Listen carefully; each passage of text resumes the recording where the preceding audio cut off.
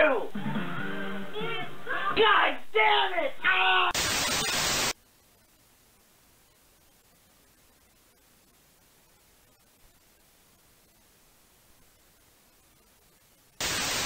When you get in that goddamn shower, hit the bar of soap. Put a little water on it and rub it all underneath your armpits, around your balls, and your fucking asshole, would you smelly prick?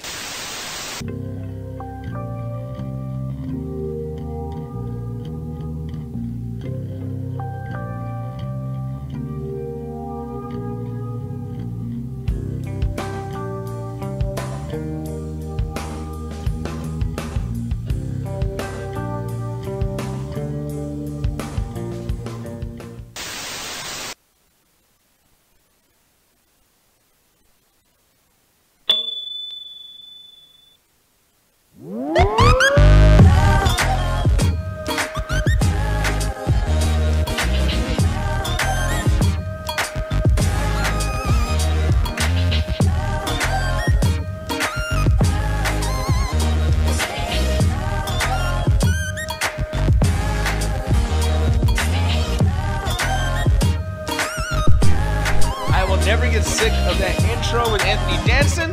God damn, I love that shit. People, it is that time. It is that time. MCA, son.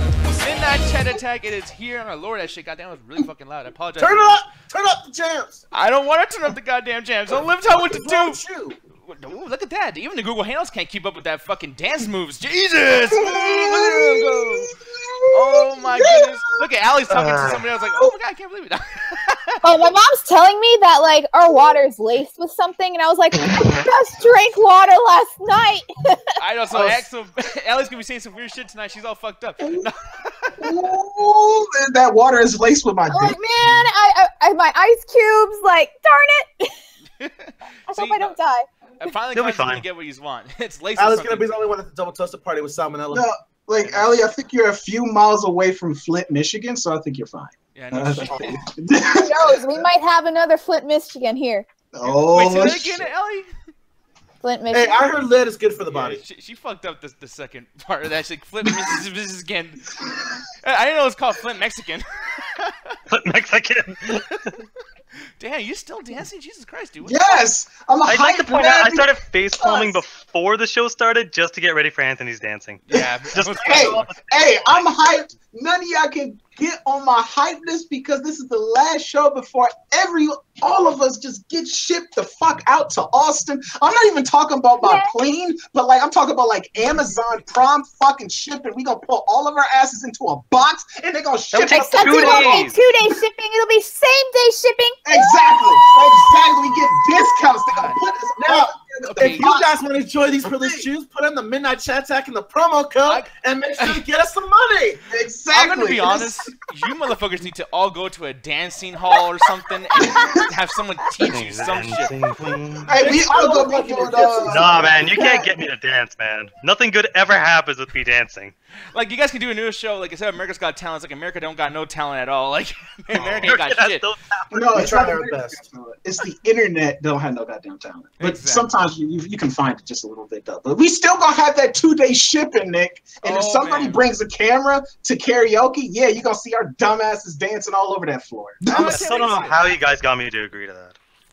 Oh, yeah. I was so horribly tired and I don't remember much of that conversation. Alan, I'm gonna take you to a whole new world, bro. Just me. Oh god. A whole new world. Oh my god. Don't you dare close your eyes. God, and I like how Allie looks like she's in church, like just like. Yes, Jesus. Yes, She's like, take it. Maybe you got the Holy Ghost. Disney up in the sky made the mouse give y'all blessings upon thee. Good damn. But people, again, welcome to the Midnight Chat Attack. It is Saturday evening, so we want you guys to just come in the car, chill, relax before you guys take that flight. I know some of you guys are already going to Texas. I know Marcus Kilgore, if he's watching this, buddy, be safe. But you guys are packing up. Y'all getting ready for that big trip. But before you go, I just want to make sure you guys have your nice helping of MCA on your plate. It's going to be right there next to your mashed potatoes, your brownies, and all this other shit that you got on your plate. You're fucking fat. So I'm just going to give you that too. Dang. Hey, man, I my diet. I just don't like anything green or healthy for me. You know, speaking of, okay, really quick, I'm not gonna be able to like I'm gonna be distracted the whole fucking show if I don't say something. But I really like the fucking Vice City DLC you have wearing right now. Like, I don't know what the fuck. Look at the Pelicans, man. It's the Pelicans. Okay, they're flamingos for the last time. That's a flamingo. Flamingos. They're Pelicans, motherfucker. Pelicans are huge beams, man. Those things are flamingos. Hey, Yeah. I know you're Birdman, but I'm gonna trust my guts on this one. God Pelicans. damn! All this fucking noise going on. Is this like a fucking daycare center? Like, what the fuck, man? Like, yeah, that's like you tell I'm old and grumpy. It's like I'm already getting mad with you motherfuckers. Like, or shut the fuck up, goddammit. I thought we was just talking about it too. You like, man, I'm gonna actually be sad when you're actually gone. No, you like after this show, niggas like, no, motherfuckers, get the fuck out. Hell out. They'll be sad for 2 minutes and be like, it's everything. Everyone's gone. Everyone's gone. I'm gonna walk out the house butt ass naked. Like, You did that anyway. No, but you know what? Poor Ellen. Tell these dumbass babies, like Angelica would say, about the show tonight, man. I know Angelica's a fucking cunt, man. But here's the thing, though. People, Yeah. no, right here on the side, and now no one's talking on it. Thanks a lot, fucking YouTube. Say something. But here's the thing, though. YouTube, we got that shit going on. People, I'm gonna be going back and forth between chat to chat. Chat. It's just like Drake, like back to back, but it's chat to chat. So yeah, oh god damn, I'm taking that shit off of you. No way. Man, I can't wait to record his dumb ass dancing at the party drunk off his ass. Yeah, make him put dollar bills. I like how you say that, Gaja, but we have footage of everybody else dancing but me. Hey, I thought you were gonna bust my balls talking about I got footage of you almost getting kicked out of a bar, bitch. Nah. Hey, you put yourself out there. I did this. Hey, I did it before you did it. I saw you. good lord. I'll try my whole goddamn bus. But here's the thing, though. I'm not gonna go ahead and show this right quick over here, but yeah, obviously you guys know about the YouTube chat and the whole entire thing. But the thing is, tonight we're gonna be talking about Simpsons. Apparently, they might be making a movie soon. This is the itinerary going on here. Also, community questions. There's really not a whole lot of topics to really talk about tonight. So that's the thing. Like, we have so many community questions. A lot from over here, Alan Birdman. So you know, this guy's been wondering a lot of things about it. So we're gonna answer most of that shit. And of course, Flex and Chill tonight. I'm gonna warn y'all. Flex and Chill is gonna be a long ass fucking segment, man. I think all of us have like 5 movies they want to talk about. Motherfucker! So many movies. So many movies. So what we'll probably do is do 2 each. Not to mention you people, and I hate to. What the fuck? What's wrong with you? Let me just clean my chair. Let me just clean my chair right now because you said it's gonna be a long ass show. Like that big Flex and Chill segment is gonna be big. So you know what? Let me just clean that off. Let me just clean off my pants and get right strapped up in here. Hey, do you have a black Undertaker on your shirt? The Black Undertaker? No, this is something else. Like this is a long story. I won't. Hold on, stand up. What the fuck? Who's on that shirt? No, it's a long story. It looks like a ghetto version of Star Wars. Yeah. No. I could see that actually. In a hood far, far away. Okay, if y'all must know, just real quick. Family member of mine is in the independent studio, whatever. They make independent films, and this was one of them. Moving on. Oh, okay, cool. I thought you were gonna say a family member of mine was in Independence Day, like the movie. I thought someone was dead, and I was about to apologize my ass off. I was gonna laugh because the whole show got deterred by death, and I would have been like, "Oh fuck!" Just how awful it is funny in itself. No, but here's the thing. I'm glad that you're representing them. One of these days I want to see. I didn't even know this, and I've known you for a year and a half now. You never told me this shit, so I want to see that eventually. But at the same time, if your fucking family member works for Asylum and they do those mockbusters like Transmorphers and Snakes on a Train, fuck your family member. I don't give a shit. Yeah, but hey, you joke, but they make enough money to justify them existing. Yeah, I guess you're right. No, but blame the people, man. The people. Here's the thing, though. Gacha Guru. I didn't have this ready, so I'm stalling a little bit. Now I got it open. I have it. You don't know, but I do. I have it open. So go ahead and read this shit, son. All right, baby. Rule number 1: newcomers join the call first. We want those new, fresh-smelling faces. Bring them on to the show. Hit me, Anthony, Allie, or Alan in the PM system, and we'll get you onto the show for certain topic. Rule number 2: do not talk over each other.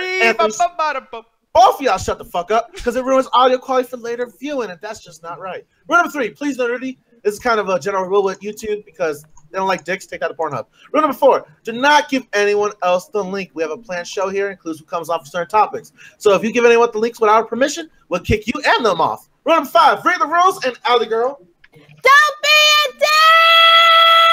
God damn! Dude, your hair hair looks great, Alan. Wait, Alan, take your headphones off again. You look old as fuck. He looks like the around Tom Cruise. I think I see John Boyega in his hair.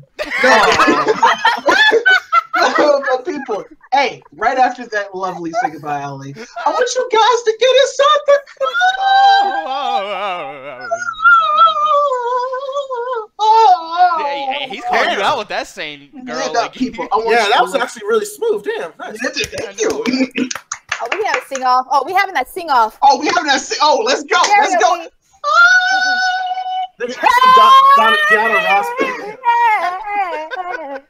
Oh shit, she whipped out the Christina Aguilera. Oh shit. Yes, I did. I brought the Christina. Wait, how the fuck? Wait, hold on. Why are you gonna give credit to Christina Aguilera? That's what blocked is. Christina Aguilera doesn't notice. This motherfucker's so white. He's like, ooh man, Christina Aguilera got that soul. When that bitch, that's 50 black girls you could have picked. She my bitch, like Adele is my bitch, like oh my god. Oh my god. Okay, don't. Okay, no. Don't put Adele and Christina Aguilera in the same fucking sentence. Oh yeah, you're right. Christina Aguilera sings better. Oh, fuck you.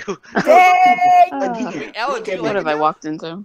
Nick, well, Adrian, you can get the fuck out. Like, that's Oh, hey, fuck you. No, but people, I don't like Adrian. I want you to look on the left side of your screen. You're gonna see like this box is gonna be blinking red and yellow, red and yellow. You click it, you open it up. It's gonna be a Google Hangouts link because I'm gonna be sending them out to you, stuff like that, if you want to get inside the call.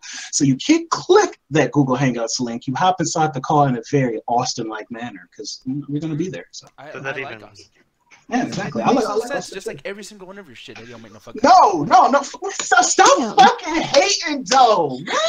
Man, I swear to God. But It here's keeps the thing, Nick young. It really does, actually. Every time he hates on somebody, he just gets a little younger and younger. See the wrinkle. Need to find a superhero movie to hate. Gotta get rid You of ain't this shit, wrinkle. motherfucker. Oh, you. I'm like that one based on- vampire bitch on American Horror Story where I had to like fuck like young people to get like young again, but instead I had to like show Oh people. damn, man, that's my worst nightmare. I know, man. Actually, no, it's not. You get to fuck young people. That's awesome. But Hey, based on all y'all motherfuckers hate, I'd be a fucking baby or a toddler, or a fetus. No, but here's the thing, though. Speaking of babies and fetuses, how you doing, Justin? I don't know. That makes no sense. I'm sorry. You know, that was fucked up. Literally, that. I'm not gonna dignify that. That was the dumbest shit I've ever said, actually. I wish I heard that because I didn't hear you. Oh, Sorry, is that better? Damn it. yeah, no, you sound great now. No, but here's the thing, though. Everyone's gonna be going to the Double Toast party, at least in this call, I think. Because I know Allie, Alan, Justin. I think you're going now, right? Yes, indeed. I will be there. Oh yeah, and then Adrian's gonna be over there That's what she too. said. Okay, no, fuck. I will make a rule about that. That's what she said joke. I will whoop your fucking ass. Like, That was also what she said. God damn it. But, yeah, so everyone's going. So 90s actually had a question because he's going as well. And I like how he sent this as a community question in quotes. But this motherfucker just wants some advice, okay? Like, let's be real. You gotta say it in his voice. Yeah. Oh, yeah, exactly.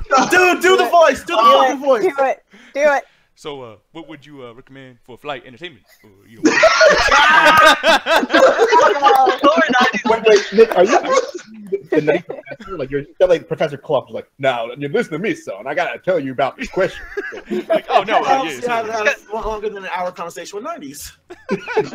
no, but here's the thing though, and people didn't understand. I know it. No, people didn't understand it over Justin's racist voice. No, I did the racist voice. That's fucked up. No, but here's the thing, Anthony. I want you to read this clearly for everybody, so you know. No, I pretty much asked again. It says 90s asked, what would you recommend for flight entertainment? And considering that this is 90s, and considering that I'm surprised that he probably would recommend this. I'm gonna take his answer, but probably like VR content because I remember I talked to Ruthless and a couple other people too that they was talking about like Samsung VR, and that's like actually pretty good stuff on the plane. Like you can actually watch movies in there and stuff like that. I don't know about like playing games because that'd be kind of hard to do that. Like especially with those tight ass seats on the set up a VR headset in the plane, man. We'll let you put the stuff there. It'd be great. Like put the sensors everywhere. So I'm just gonna do this with my HTC Vive. Like I'll just be right back. I'll be right back. No, but I think like VR content, that's probably what something like he would do. But just like movies, because I would always say look at your itinerary. and I always like look at like the distance, because like when I went to Vegas or whatever, and when I went to Austin before, I was just like, okay, 2 hours. This is gonna take me 4 hours. So let me watch two 2-hour movies, and then like that'll be like my flight, or watch a TV show, or just use it. Like sometimes purposely, I won't watch the double toasted shows and actually just catch up on those while I'm actually on the flight. Just like something that you just like haven't been watching, or like because a lot of those planes don't have Wi-Fi. Because like if I just had Wi-Fi, I'd just be watching YouTube the entire time. Like I'm a simple guy. I just be watching YouTube, like YouTube channels and shit like that, because YouTube is my life. So like, I guess it really just depends on the person. Like the main thing that I had an issue with is that they always say not to have like internet or Wi-Fi in a plane because you'll kill everybody. Which that seems like an excuse. It's like in case we get in a crash or whatever, I don't want it to be the pilot's fault. So your Wi-Fi is what killed all of us. Like, I mean, I know they talk about airborne viruses, but I don't think that translates to viruses. Yeah, exactly. But yeah, I mean that's a good answer, Anthony. But then again, you gotta know that you might not have that YouTube. People, I don't know. Oh, especially too nowadays. Like I know a lot of people are getting the Switch, so I know that'd probably be some good entertainment if you got the money for it, and especially if you get on the plane. I mean, like, come on, like you could just pretty much take it on the go. It's like the best console right now for that type of thing. So and it has Amiibo support. Exactly, Amiibo support for your Skyrim, man. You can. Oh my God, so many options. So many. Me personally, because I've been flying like a lot of time throughout my life. I think I've been on a plane like a good, almost like 10 plus times now. So I've kind of mastered what I personally do. Usually, like back in the old days, I would get a magazine. Now that I own a Kindle, what I've done is I bought a few books.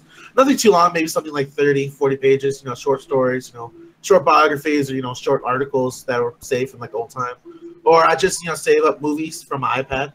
That's always a good thing to do, is always try to catch up with movies that you always want to see that you haven't had the actual real chance to do. Like I watched a lot of Oscar films my last flight, and then I seen Up.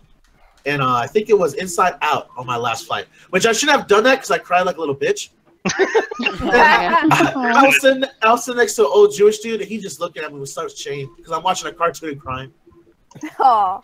But me personally, just focus on simple entertainment. Make sure to always charge your shit, because sometimes I always forget. And nothing's worse than trying to save your battery when it's like 50%. You have 2 more hours to go on a flight. Yeah. But bring a book. Yeah, read a book. It's Reading Rainbow. Hey, see, that's the thing. I hate when people say read a book, because those people are always the pretentious motherfucker that always got the lights on bright as possible when I'm trying to sleep.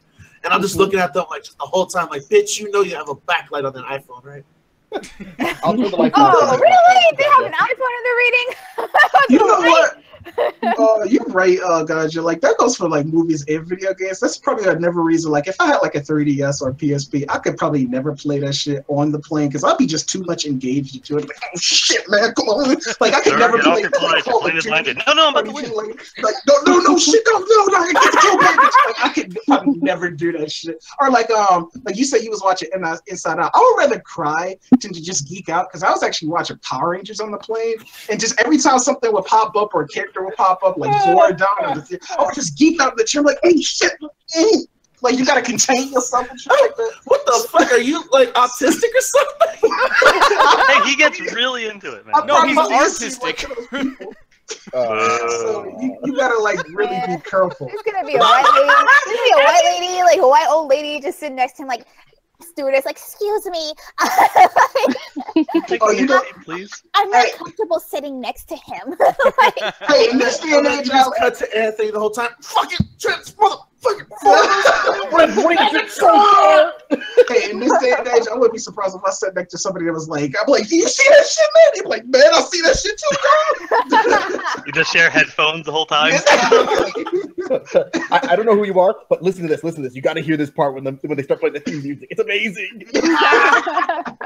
I was gonna do that on his flight, trying to show some of Christopher Nolan films. Okay, so I'm glad you brought that up. So I figured like my plane trip to Austin is about 3 hours, so I figured that's about one Christopher Nolan movie. So I'm gonna watch The Dark Knight. I figured the way you should measure time nowadays is through Christopher Nolan movies. So your flight's 3 hours, that's one Christopher Nolan movie. 6 hour flight, 2 Christopher Nolan movies.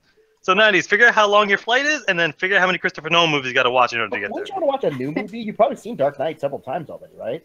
I've seen it 15 times. I'll see it again. Yeah, so why would you want to watch the same movie? I mean, Hey, I gotta kill 3 hours somehow. Hey, here's the thing though, Justin. If you're into any kind of movies that come out nowadays, you've seen the same movie every single fucking day. Like every comic movie that comes And I haven't out, seen it in like a year or so. Whiskey Wolf brings up a good point in the chat. The plays also have alcohol. That is also a great way to pass the time. I cannot do that.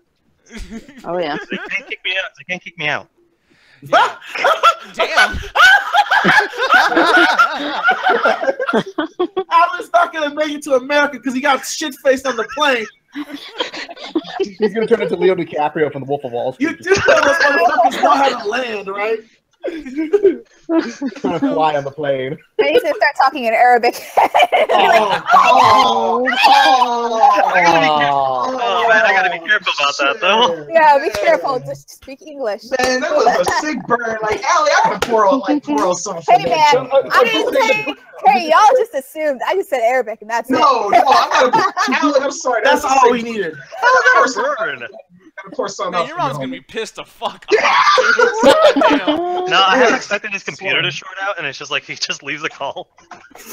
Ain't the first time he's burned out electronics. Gotta pour one out. Oh shit, my computer froze on fire. And then he has He's to actually pour pouring one one out out for the microwave. No, he has to pour one out for the computer after he fucking kills that shit. And that's when he lost his iPad.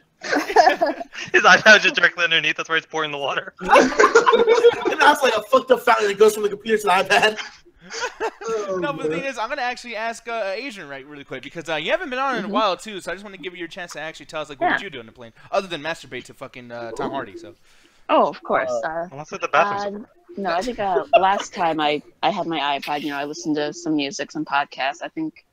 What music, by the way, so I can make fun of it? No, just like a bunch of different like movie soundtracks, scores. Wow. Podcasts. Fuck yeah.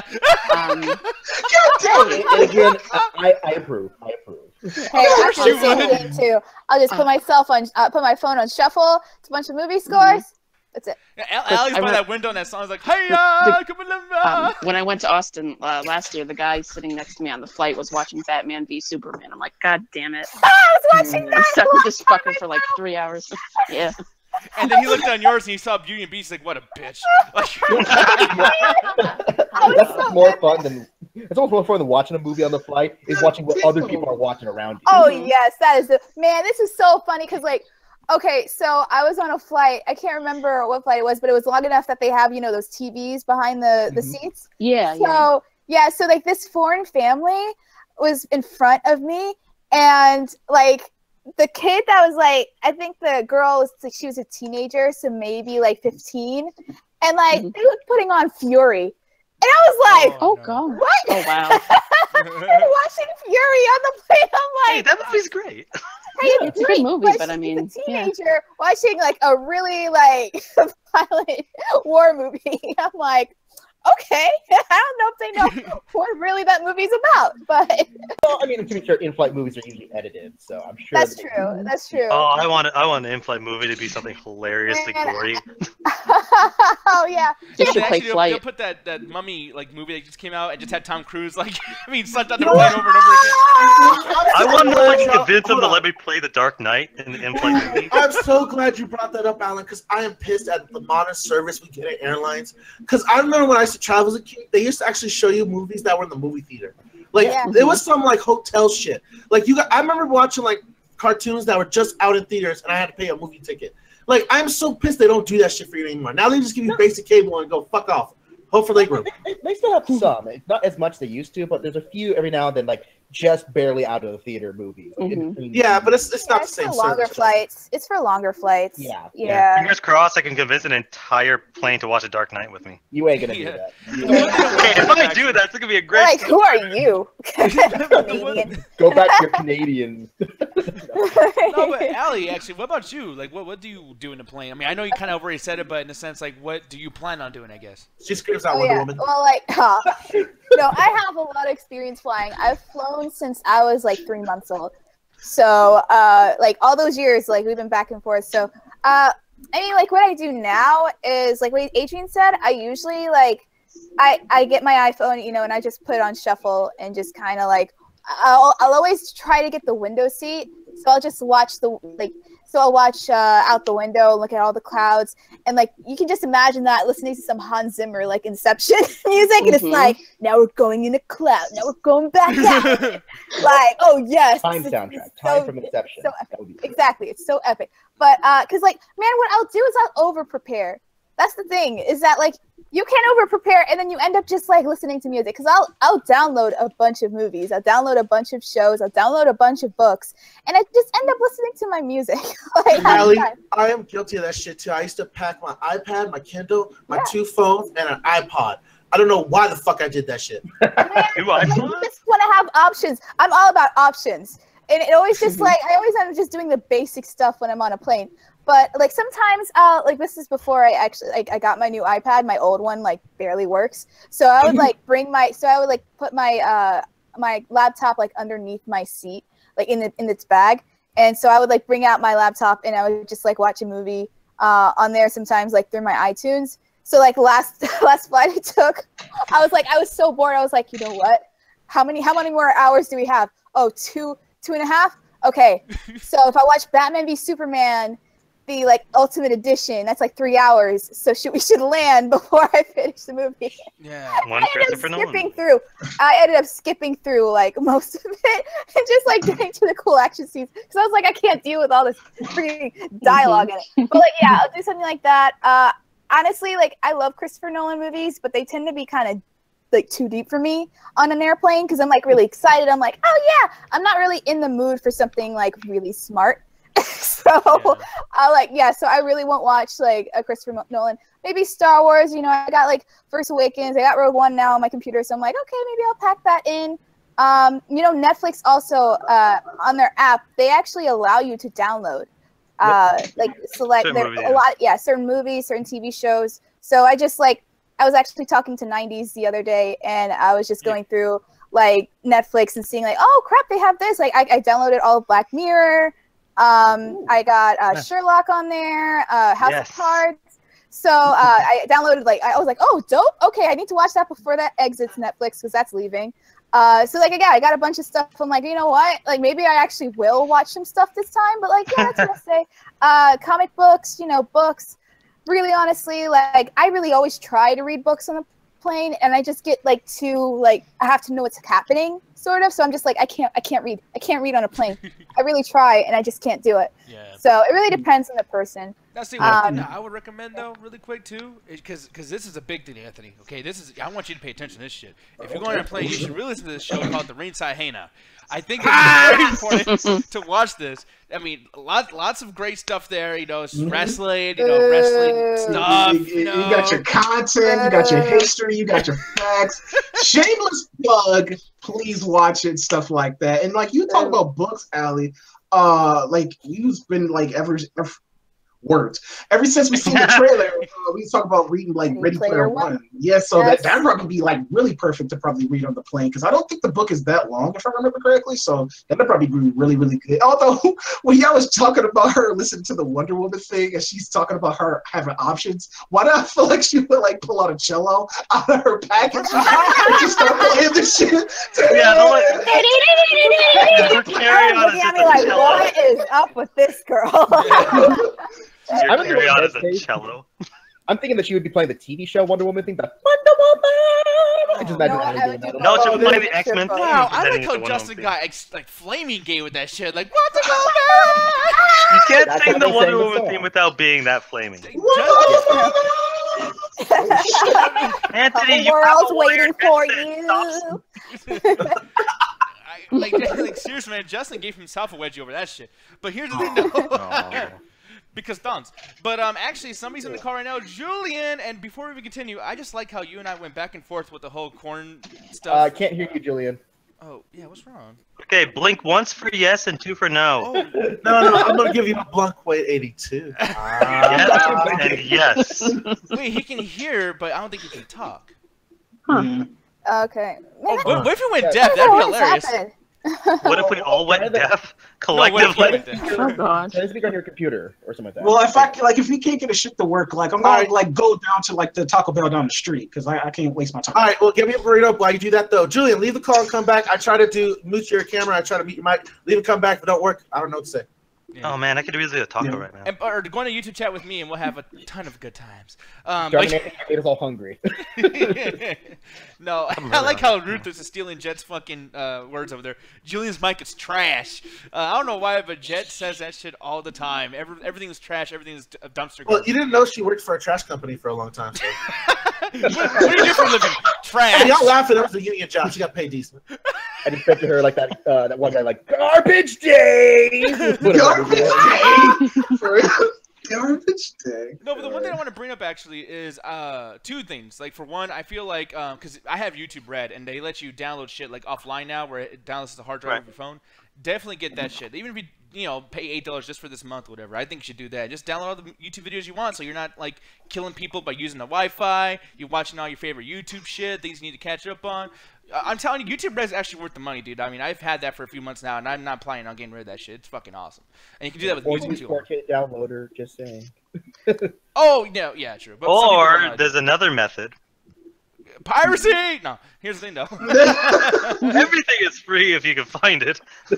No, but I'm trying to be a good boy and talk about, spending money and giving to the people so everyone's families can eat and all that horse shit. But, but the whole thing, though, another thing, too, Anthony, is that'd be a great time to find those legendary Pokemon in Pokemon Go.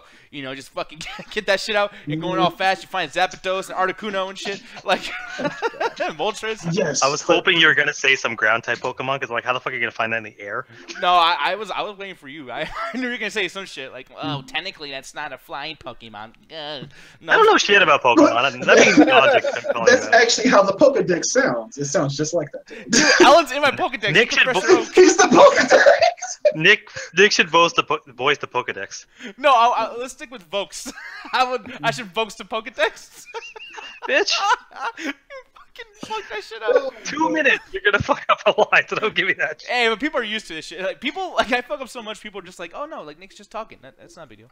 But the thing is, though, speaking of that, Anthony, because that was a segue, obviously, because that's all I do is segues, because it's just fucking, why not? Oh, yes.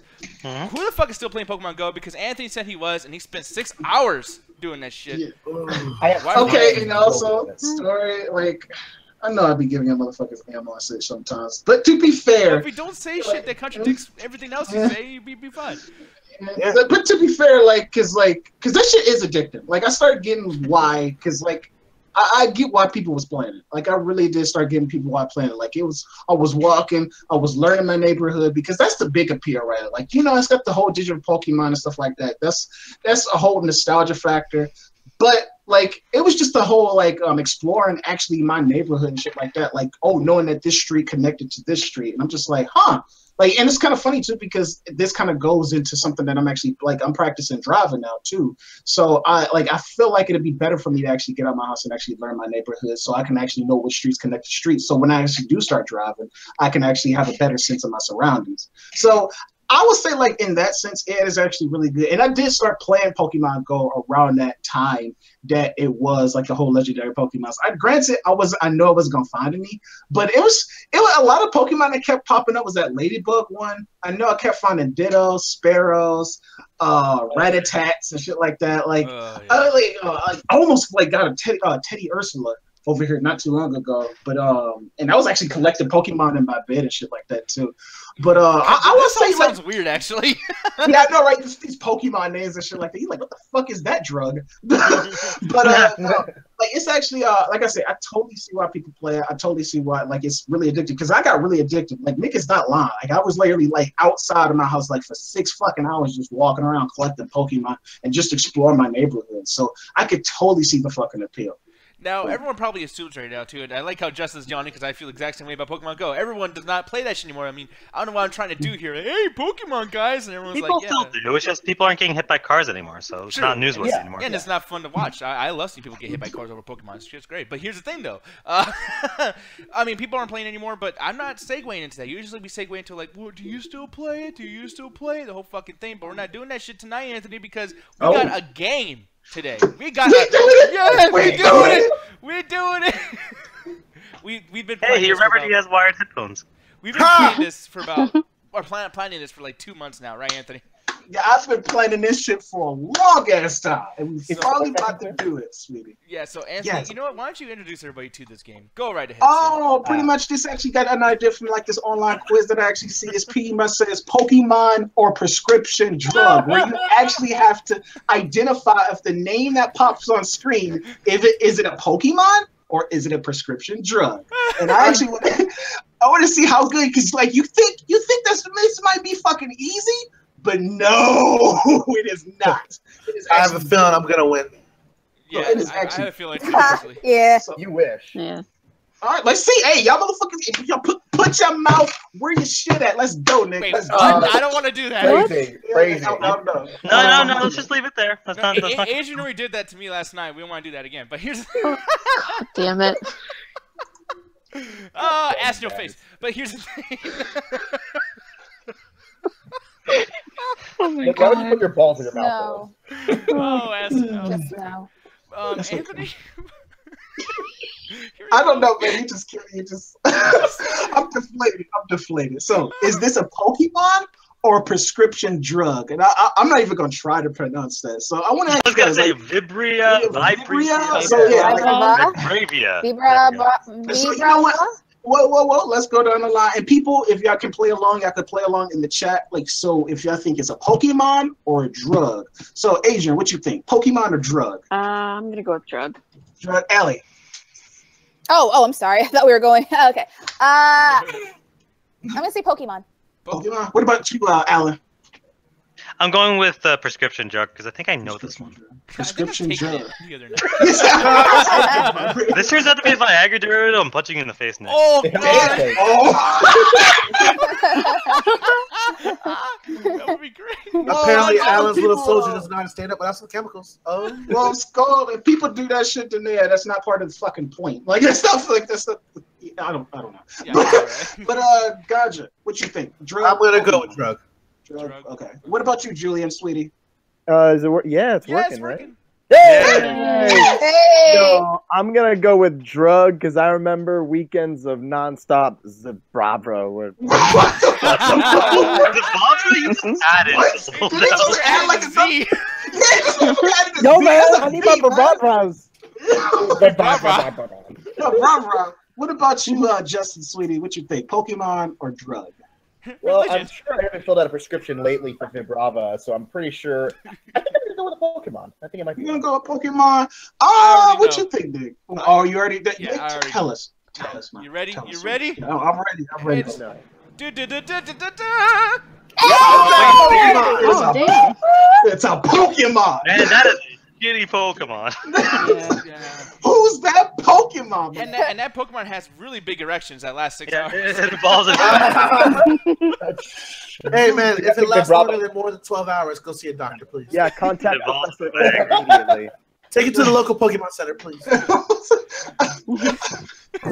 fucking stupid. I'm actually trying to figure out what the fuck Julia was thinking. He actually had a Z on that shit. The Bravra. Someone says a Prazodome or some shit. I'd like to point out Milo in the chat said it was a drug and that he's done it before. What was you thinking about? But yeah, the next one I right think there. Milo got some bullshit.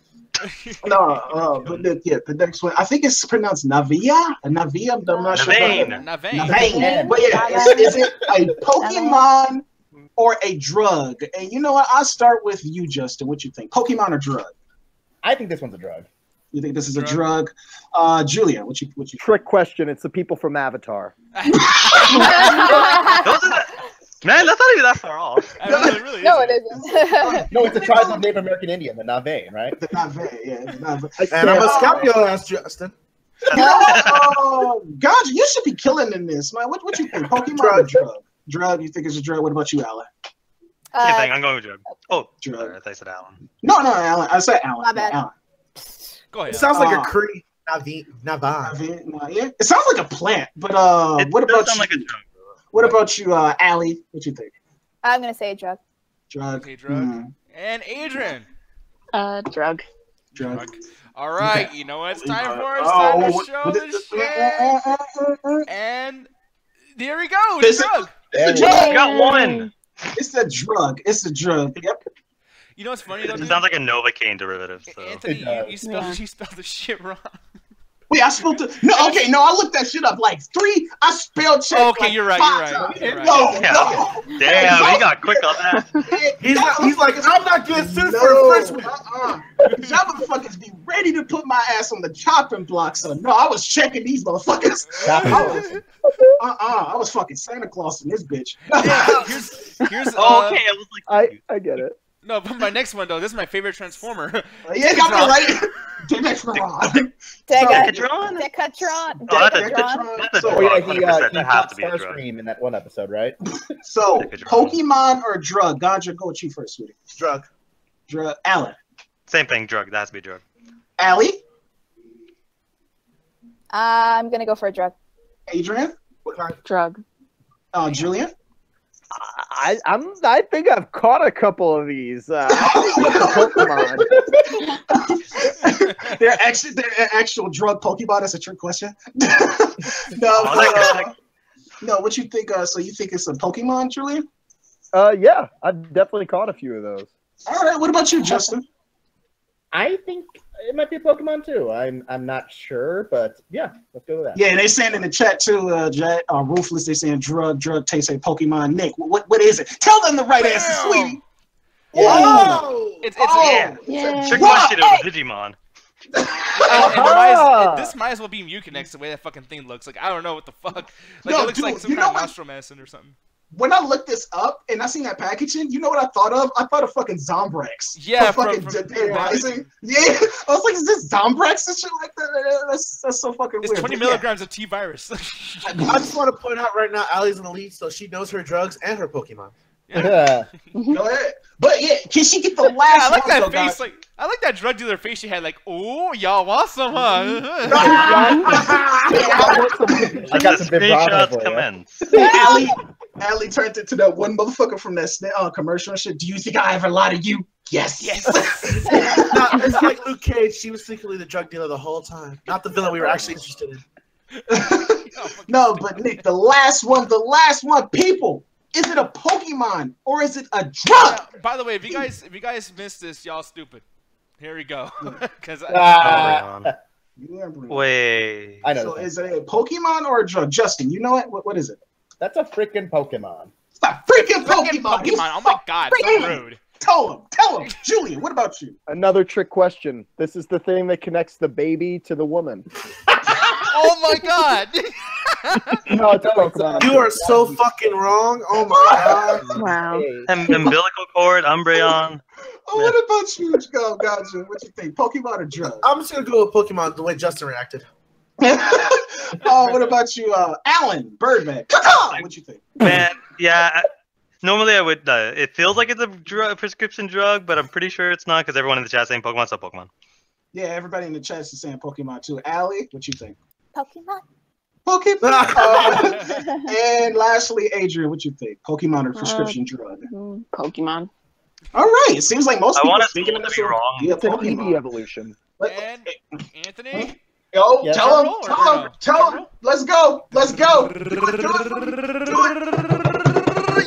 Pokemon! It's a Pokemon. Oh, it's one of the 15 things Eevee evolves into. Okay. Yep. Yeah, Eevee is fucking awesome, okay? Don't be like, oh, it's one of those things that... No, I'm Eevee just saying, Eevee has like 15 different evolved forms. It's overpowered, man. It's 13.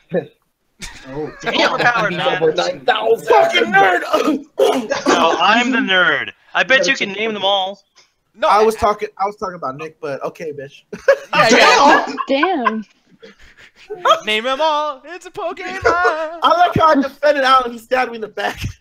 My bad, I'm you're yelling at me. The real question is, Everyone let to get me mad. It's not my fault for the fire. So here's the thing. Who won, actually? Who had the most points? I mean, I don't know if anyone's keeping track. I wasn't even keeping What? track. Okay, It Allie. was actually Allie. Allie won by fucking 1. No, so Yeah. Allie, you know what you get for winning? Ooh. Not a Prescription drug. goddamn thing. Oh. No, every prescription drug you get is in a bag here. No, you know what she gets? No, I thought we were gonna give her a drug. You know what she gets? She gets us. This is a sponsored program. This whole segment was sponsored by Pokemon Go. Don't forget to download that second update. That's what you get. Oh, I and want to also, fucking choke you. make sure you support PBS for viewers like you. Exactly. Thank you, Game Freak. Recommend this to a friend to get $5 of Pokemon money. Exactly. If you put in the code Chat Attack next time you download Pokemon Go, you will get the special MCA Pokemon. Exactly. It's a little logo that pops up. You can just throw your Pokeball at it. What's an MCA? Like, what would be the MCA Pokemon? Would it be whatever the mascot is? It's gonna be a cat girl. I almost wish you had that video, Nick, ready. I know, man. I almost wish you had that ready. But here's the thing, though. Since certain people are in this call, whatever, I'm going to take advantage of Julian and Justin being in here. And even though I hate that nerd shit and that cinephile shit, you guys get your chance to scream about a particular person today. But here we go. And Anthony, you probably know what I'm talking about. But apparently, Zack Snyder has been he's over his daughter's death now. It's time to get back to nerd shit. Apparently, yeah, he's gonna have some kind of amount of input putting into Justice League, and it's not really surprising to me because he's already kind of done stuff before. I mean, like he was working on this already, so it's obvious. But I guess he's right back into it. I can't blame him because like I could totally see myself. Like it's hard to say, but just seeing say what we will about Zack Snyder's in his movies, but it seems like he's really dedicated to his work. Like I said, quality. That's subjective, but I can always respect people that's just dedicated to their craft, their work, and want to get things done. So I could totally see him saying you know what, I grieved over my daughter's loss. I did all of that, but at the same time, I really want this movie, granted how the final product will be, but I think he really does want to do good movies. He does really do want to make good stuff. So in that sense, he's like, you know what, for the fans, let me make sure that my final vision is in here somewhere. That I guess Joss Wheadon probably didn't mess up too much, but he just wants to make sure because granted. This is his baby. All of those films that he done, granted, like I said, Batman vs Superman is bad or good. It is still he still put his hard-earned work into it. And that's all of us can agree with that. Even if it's bad or good, we still put our all into it, and we still want to see what the final product is going to be at the end of the day. So I could totally see where Zack Snyder is coming from. Now the main thing I'm gonna go ahead. No, I was gonna say I was in a different camp. Is he has this comeback? He actually wants to come back to the series? Because from what I thought it was something the studios were forcing him to do the contract that he has to come have some kind of input into these movies. Because a lot of these directors are kind of forced to do that. Yeah, I don't think it was ever going to be a thing where he was forced to do it. But Alan, you were talking. I'm sorry. Maybe there's an issue with the internet, but we've all been kind of talking over each other and shit. So everyone, shut the fuck. But yeah, no, it just seems like what it is. It's probably going to be we need you to kind of keep a supervising role as producer role instead of director. I don't think they want him back in director seat. I think they just want him in the room. Hey, does this fit with your visual style? We don't want to do a visual style that contrasts. Just to make sure the ship keeps rolling. But after Justice League, I think it probably is going to go into other stuff. Okay. Yeah, I think this was to dispel the rumors about the whole Joss Whedon's going to get co-director credit, which might still happen, but I think this is to say no, Zack Snyder's not being taken over by Joss Whedon. He's still involved, kind of thing. So I think they don't want to cause any doubt on their vision, kind of thing. No, trust us. This is our boy. This is our guy. He's totally in charge. Yeah. Exactly. Now here's the thing. I'm going to bring up this particular person real quick, Julian.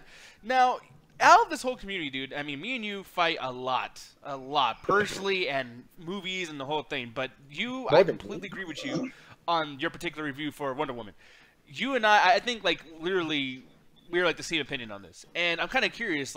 Granted, at the end of the review, I remember you saying hey, who knows? Maybe this is the first of many good DC movies. Who knows? I mean, you're still not that excited about it. But this whole thing with Joss Whedon, do you feel like Joss Whedon and Zack Snyder can work alongside each other and still kind of have a pretty good quality product come out? So I just want to start out by saying I totally agree with what you were saying, Anthony. But on the other side of the coin, I'm kind of seeing this as Joss Whedon went in there, found a fucking mess, and tried to fix it. And then Zack Snyder watched it and was like, oh, that's how you movie. Okay, I got it now. Okay. Kind of like how Sony's going to be with Spider-Man.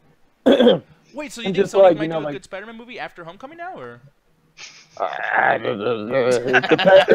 If Marvel has it, sure, but in this case, I think that he wants to be involved with it because it's a fucking historic thing. It's the live-action Justice League movie, so I can understand why he'd want his name on it. I mean, I would too, but I don't know. I feel like Joss Whedon went in there, did a lot of work, and really fixed the blank holes.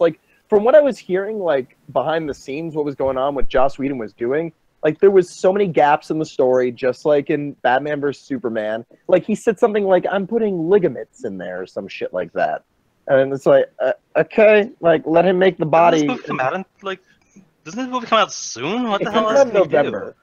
Oh, There's plenty of 2 time. weeks after Thor Ragnarok.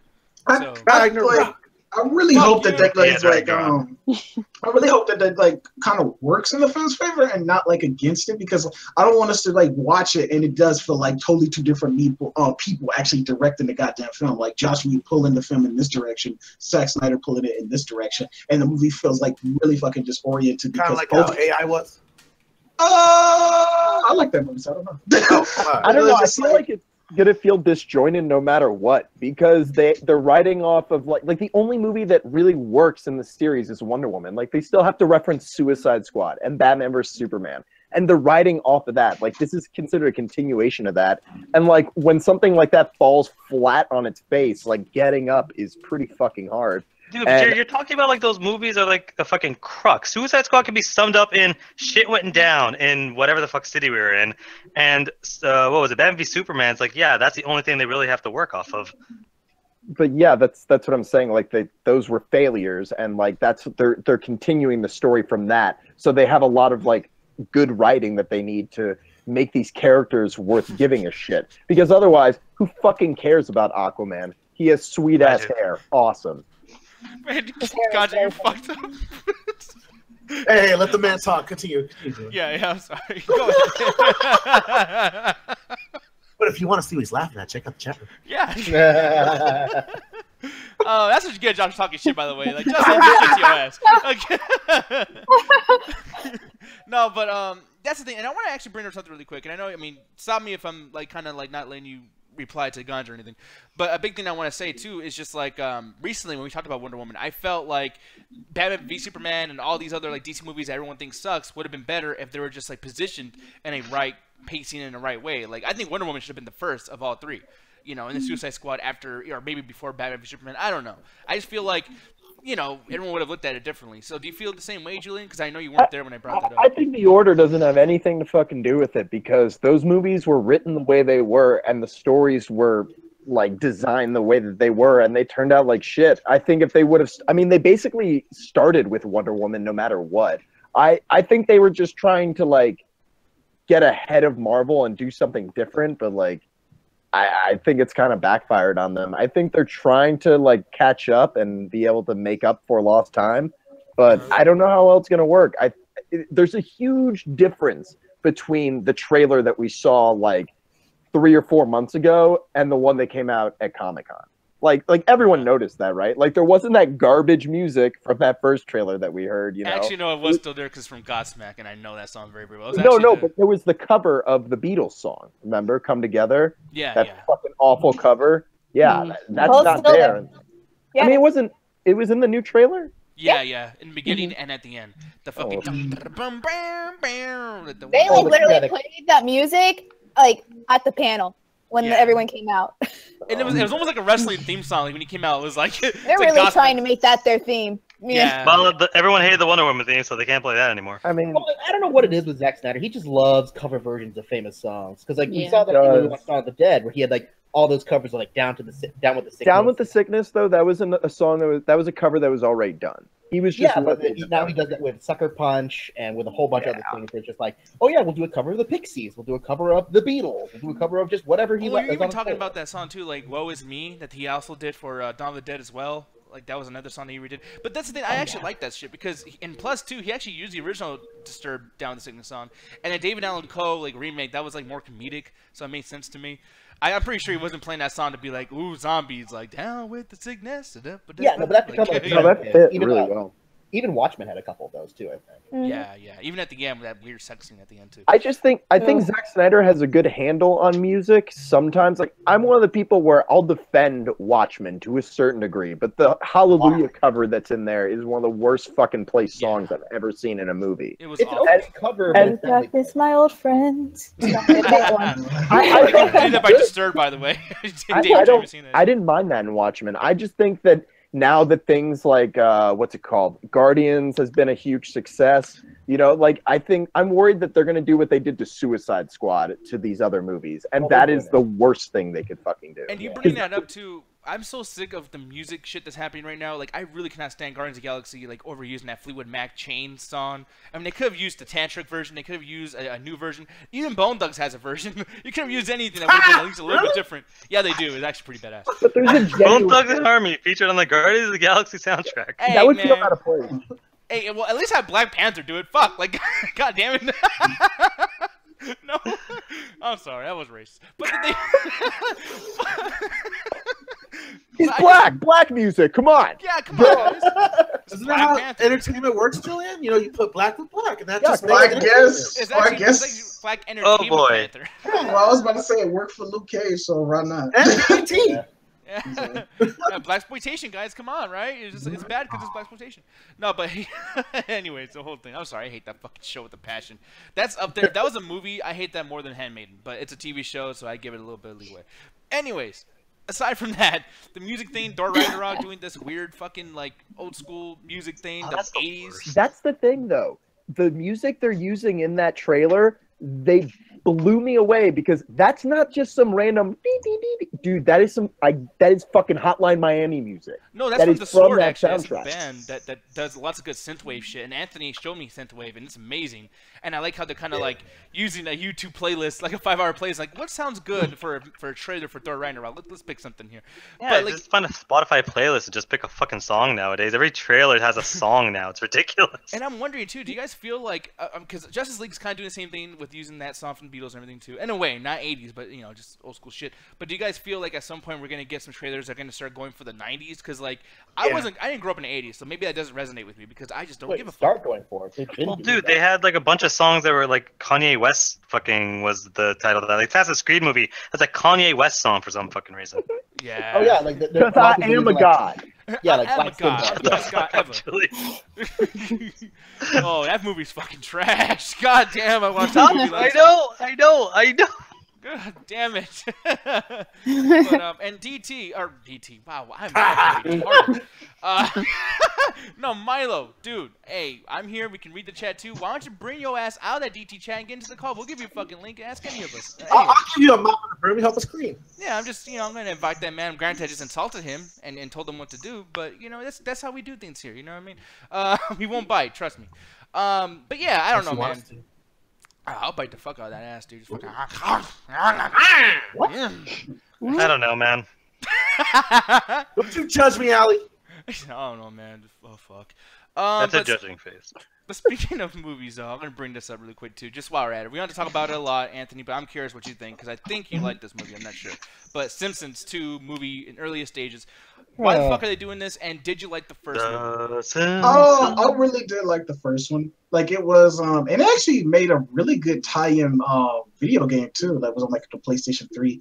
And they even ported it, too. That was on, it was on the DS, too, for a while, too. And it was, like, they was all pretty good. Like, they was all pretty good versions of the Pokemon, not Pokemon, but the Simpsons movie and stuff like that. So they was all really good games. It kind of reminded me of like almost like the remake of Simpsons Hit and Run. Like, it was all really fucking well done and really well. Like, it didn't feel rushed at all. Like, it was really good.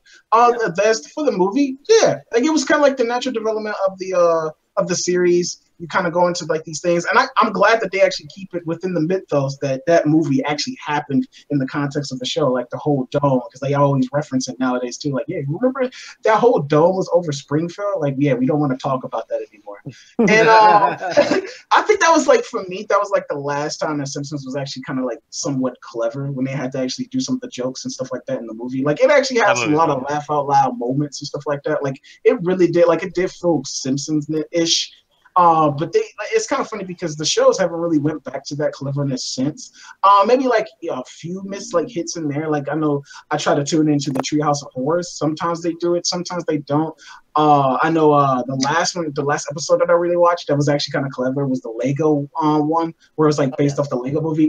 Where at the very end, Bart's just like, wasn't that just pretty much the plot of the Lego movie? No, we had a different plot. So that was actually pretty funny and stuff like that. But the Simpsons movie, for what it was, yeah, it was actually pretty good and pretty well done. Sequel, I don't know what they really could do in terms of doing that, but like they came up with that story, so that's what I'm saying. I don't know what they could actually do. They could do what they should have done in the first place and end the series with a movie. I was just about to say that. I'm a huge fan of The Simpsons, Anthony, and I think me and you have talked about it and asked with Alan before, like old episodes and stuff. But like when it comes to The Simpsons, that's one of the shows that are just kind of there because Fox only has that one guaranteed show when it comes to The Simpsons. Out of all their stuff on the network program, that's the one thing that hasn't really been canceled. Since it's bad, almost all the shows have been canceled. Even Family Guy was canceled and brought back 3 different times. But the thing is, like, to the point now that all the voice actors are getting older. Like, even now, the ones who've done Miss Krabappel, her voice actor has disappeared, so the character has disappeared as well. Oh no, she passed away. Yeah, I meant to say the character disappeared. Yeah, so the character disappeared, and I just think it's time to kind of put this series to rest. The kids, I mean, how long have these kids been kids? Like, I just honestly think that a movie would be a good way to just, you get 2, maybe hour and a half to just summarize the end of The Simpsons. You could probably do a feature episode like they love to do when they end seasons and just end The Simpsons right, as I feel. Because I think a lot of these guys are just keeping around. For the last 2 seasons, I feel like they were just copying Family Guy's formula. And I don't like that because Homer was trying to become a dick. And that's not what he's about. He's supposed to be kind of a lovable idiot. Sometimes acts like an asshole, but he's good at heart. And they were trying to turn him into like the Family Guy formula, which I didn't appreciate. So I just think it's time for the writers to kind of put it to rest. And I think a movie is a great way to bring all the old writers. Hell, even fucking the guy you guys always love on daytime television, Conan, and bring him back on to write on the movie as well, just to have a final hurrah for. I doubt Conan. Wait, gotcha. Yeah, he wrote. He wrote for the. Conan wrote. He's also a few voice actors. No, if you look at the credits for Simpson writers, there's some very famous people who came out of that show. Like Brad Bird used to be a writer on The Simpsons. No, Nick, this is the reason why Conan O'Brien is a fucking god to me. Like that motherfucker's just talented. Like Conan O'Brien can do no wrong. Coco. Like Team Coco, absolutely. Yes. No, like maybe they can like dive because I actually thought they was probably gonna do like a Rugrats kind of growing up kind of thing because I know they did that like in an episode where like they've done that a bunch of times. Like Lisa became they did it several times. Like Lisa became president, which they kind of funny because that's the episode where they predicted that Donald Trump would get into office. Yeah. So that episode? Yeah, that was that episode where they had wrote it on the chalkboard. We hate being wrong. I love that. No, they said being right sucks. Yeah, being right sucks. No, but one of my favorite episodes when they actually did that, when they actually went back and actually like grew, like you said, Ganja, like actually grew up the kids, like Bart. It was like one episode where Bart was like all growing up and he had to pretty much have like it was an entire episode of just him trying to find redemption for all the shit that he did to like the principal, to his dad, his family, because he was just like he just kind of felt like shit for being like this dumb kid or this bad kid that used to do all these pranks and shit like that. Because there's 2 of those and they're both really great episodes. I can't remember. They parodied Boyhood for one, and then the other one was a Christmas episode where they show Bart dealing with his kids and is it that one?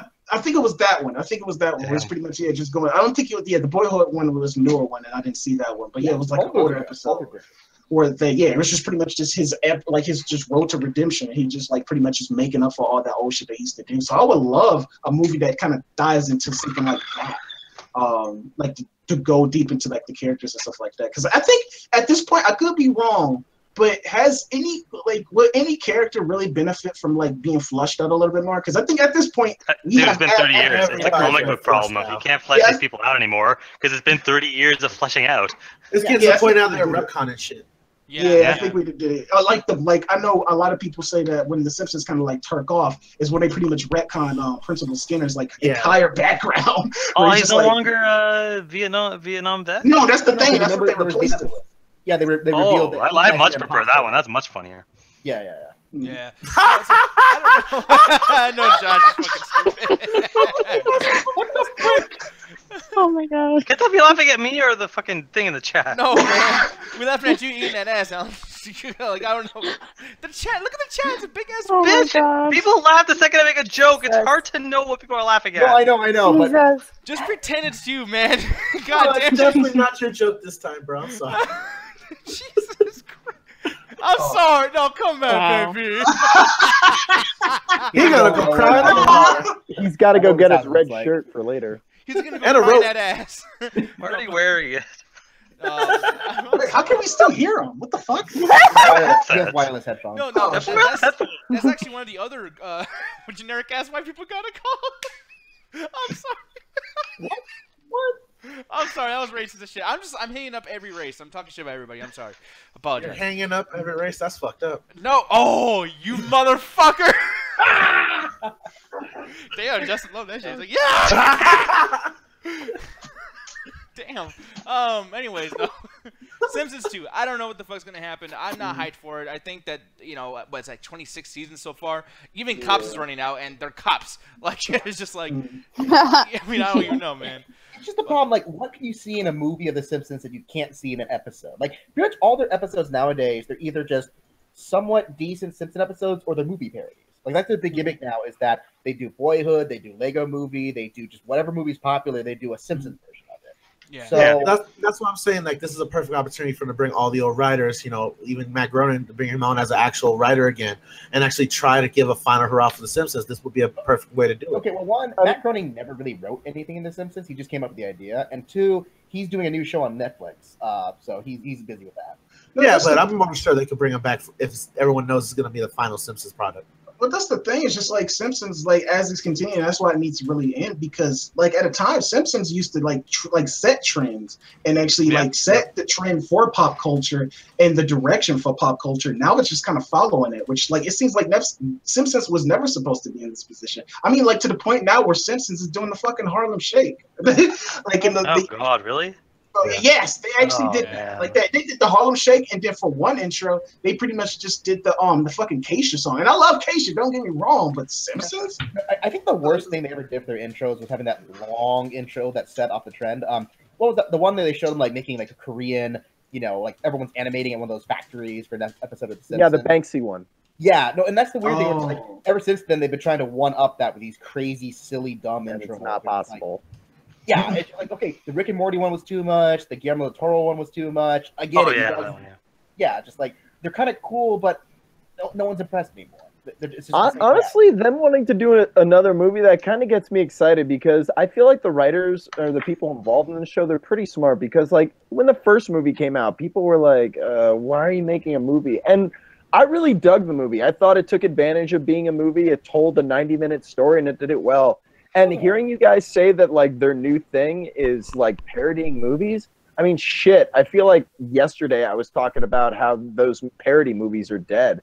So if they could maybe like, if they think that they have an idea for a story that could have been an episode, but they developed it so much that it could be a good parody of movies, like you can make they can make a big statement on Netflix and how like the whole industry of film is changing. Like who knows what like the synopsis is like. Yeah, or they could do another plot that gets immediately confused with the Stephen King book. Yeah, and they've already done that. There's like one episode they did recently, which actually was pretty good, where they talked about movie piracy. And the whole episode was about, you know, the irony of the way movie business work, of like trying to distribute things in the theater where you can watch them on TV and that kind of stuff. So I don't see what we've done anymore. Yeah, and I think someone just unplugged their shit, because I just heard a hurricane coming in. Yeah, what the hell? Yeah, what was that? Rock you like a hurricane. Man, can you stop getting so flamboyant? God damn it. I'm going to dream about this. He's like, hurricane. I'm singing, come on. That's all right, man. I'm practicing for karaoke night. This is my practice. Oh, he's going to come out and drag and sing Donna Summers. Anthony, I don't know if you have your camera. It will be recorded. No, it will be recorded. Dude. No, we're not recording karaoke night. Oh, we are. I will act. Oh God. No, Justin, I will jump out of. Do that shit, bro. Justin, if you do that shit, you're gonna be on the fucking like intro to the show every week. Like I swear to God, for existence, I'm gonna have your ass dancing. No, I ain't even seen a fucking song. I don't even know what the fuck that is. But here's the thing, though. Before we get into Flex and Chill, I'm no spoiler though, people. We're about to hit into that shit right now because we are gonna end the show off because I have a storm going on. I'm about to die, and I just don't want to die talking to you guys. That'd be fucking like a really bad way to go out. But the thing is, Anthony, I'm gonna go ahead and put this little question of the night up here. Can you read this shit for me, son? Go ahead. So it says pretty much, what's your favorite director's worst movie? Oh my God, because me and Alan was actually just talking about this just randomly, and it just like popped into our heads. So you know what? Allie, I actually choose you first because you probably have your favorite director already. Wait, is your Pokemon? Allie, I choose you. Allie, I choose you. Because I actually have to think of my favorite director because I always switch. So, Allie, you go first. We never still with well, who's that Pokemon? My favorite director is Steven Spielberg. I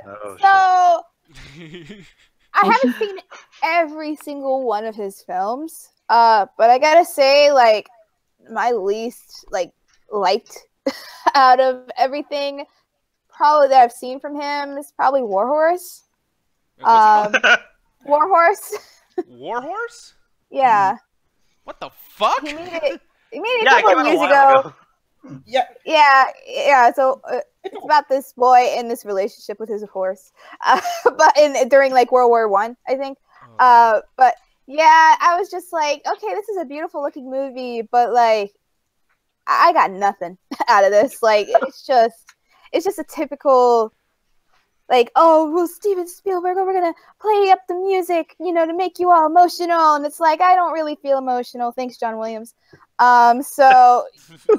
That yeah, so that's, I gotta say that one. For most I've liked most of Steven Spielberg's work though, so that one's definitely, like, I saw that and I was just like disappointed. I haven't seen this movie, but I'm gonna go to argue with you really quick though, Alex. I will say this movie gets so many points from me because it was the first movie Negan was in. That was really cool. I'm glad that's the case, then you should watch a Supernatural TV show because that's where you got to start. Yeah, but this motherfucker. I like how Walking Dead stole this motherfucker's like outfit and put that in the. That is definitely not Jeffrey Dean Morgan. That is not. No, Jeffrey I know it's not the look. I'm nuts. Like the fucking the clothes. No, I'm talking to Alan. He thought it was actually. Oh, I thought he was serious. Oh, okay. I went to say, I was like, damn man, why are you saying this motherfucker? No, then he's like, he's gay too. No, but yeah, like. Steven Spielberg, yeah, and he's done a lot of other movies too. And I'm kind of like, oh fuck. Like honestly, I really do not like Schindler's List. That fucking movie is like, Jesus. That's understandable. Dang, how like, could you? Are y'all really fucking This reminds me of a. Oh my god! Is this a Seinfeld bit right now? He says he doesn't like Schindler's List. And everyone's kind of like angry at him. Yeah, I'm like, really? Just how could you? How could you, Nick? It's an important movie. Alan, we're just happy it's not you this time who's doing that. So. Yeah. No, I mean, it's just funny. Like Justin's like, no, film school sounds supposed to like it. Come on, guys. No, I saw Schindler's. I saw Schindler's List before film school. I'm just gonna say that. I was on my own time, dang it. No, it's all good, man. Like, not even Seinfeld like Schindler's List. He was making out in the movie theater when you watched the movie. Get it? Because it's a show. It was a whole episode. Anyway, so I would say, and I hate to say this because I know like people really don't like this director, but he used to be my favorite director at a point because like all the movies that he was coming out, just like I like that. Granted, I know the general consensus is just like, nah, fuck that movie. But I was like it. Go ahead. Is it Tim Burton? No, it's not. It was like you think it would be because he was weird and stuff like that. And he did make a lot of movies that like kind of just connected with me. But it's actually M. Night Shyamalan. Like I was really a big fan of M. Night Shyamalan. But I don't know why. But like I don't know, like it was just like okay, motherfuckers, like considering the type of person I am, are y'all really surprised? But that motherfucker's only made like maybe 1.5 good movies until recently. Okay, you mean like Alan, you are not allowed to talk. You can't just try to watch The Happening is a horrible piece of shit. I will kill you. Don't get me wrong.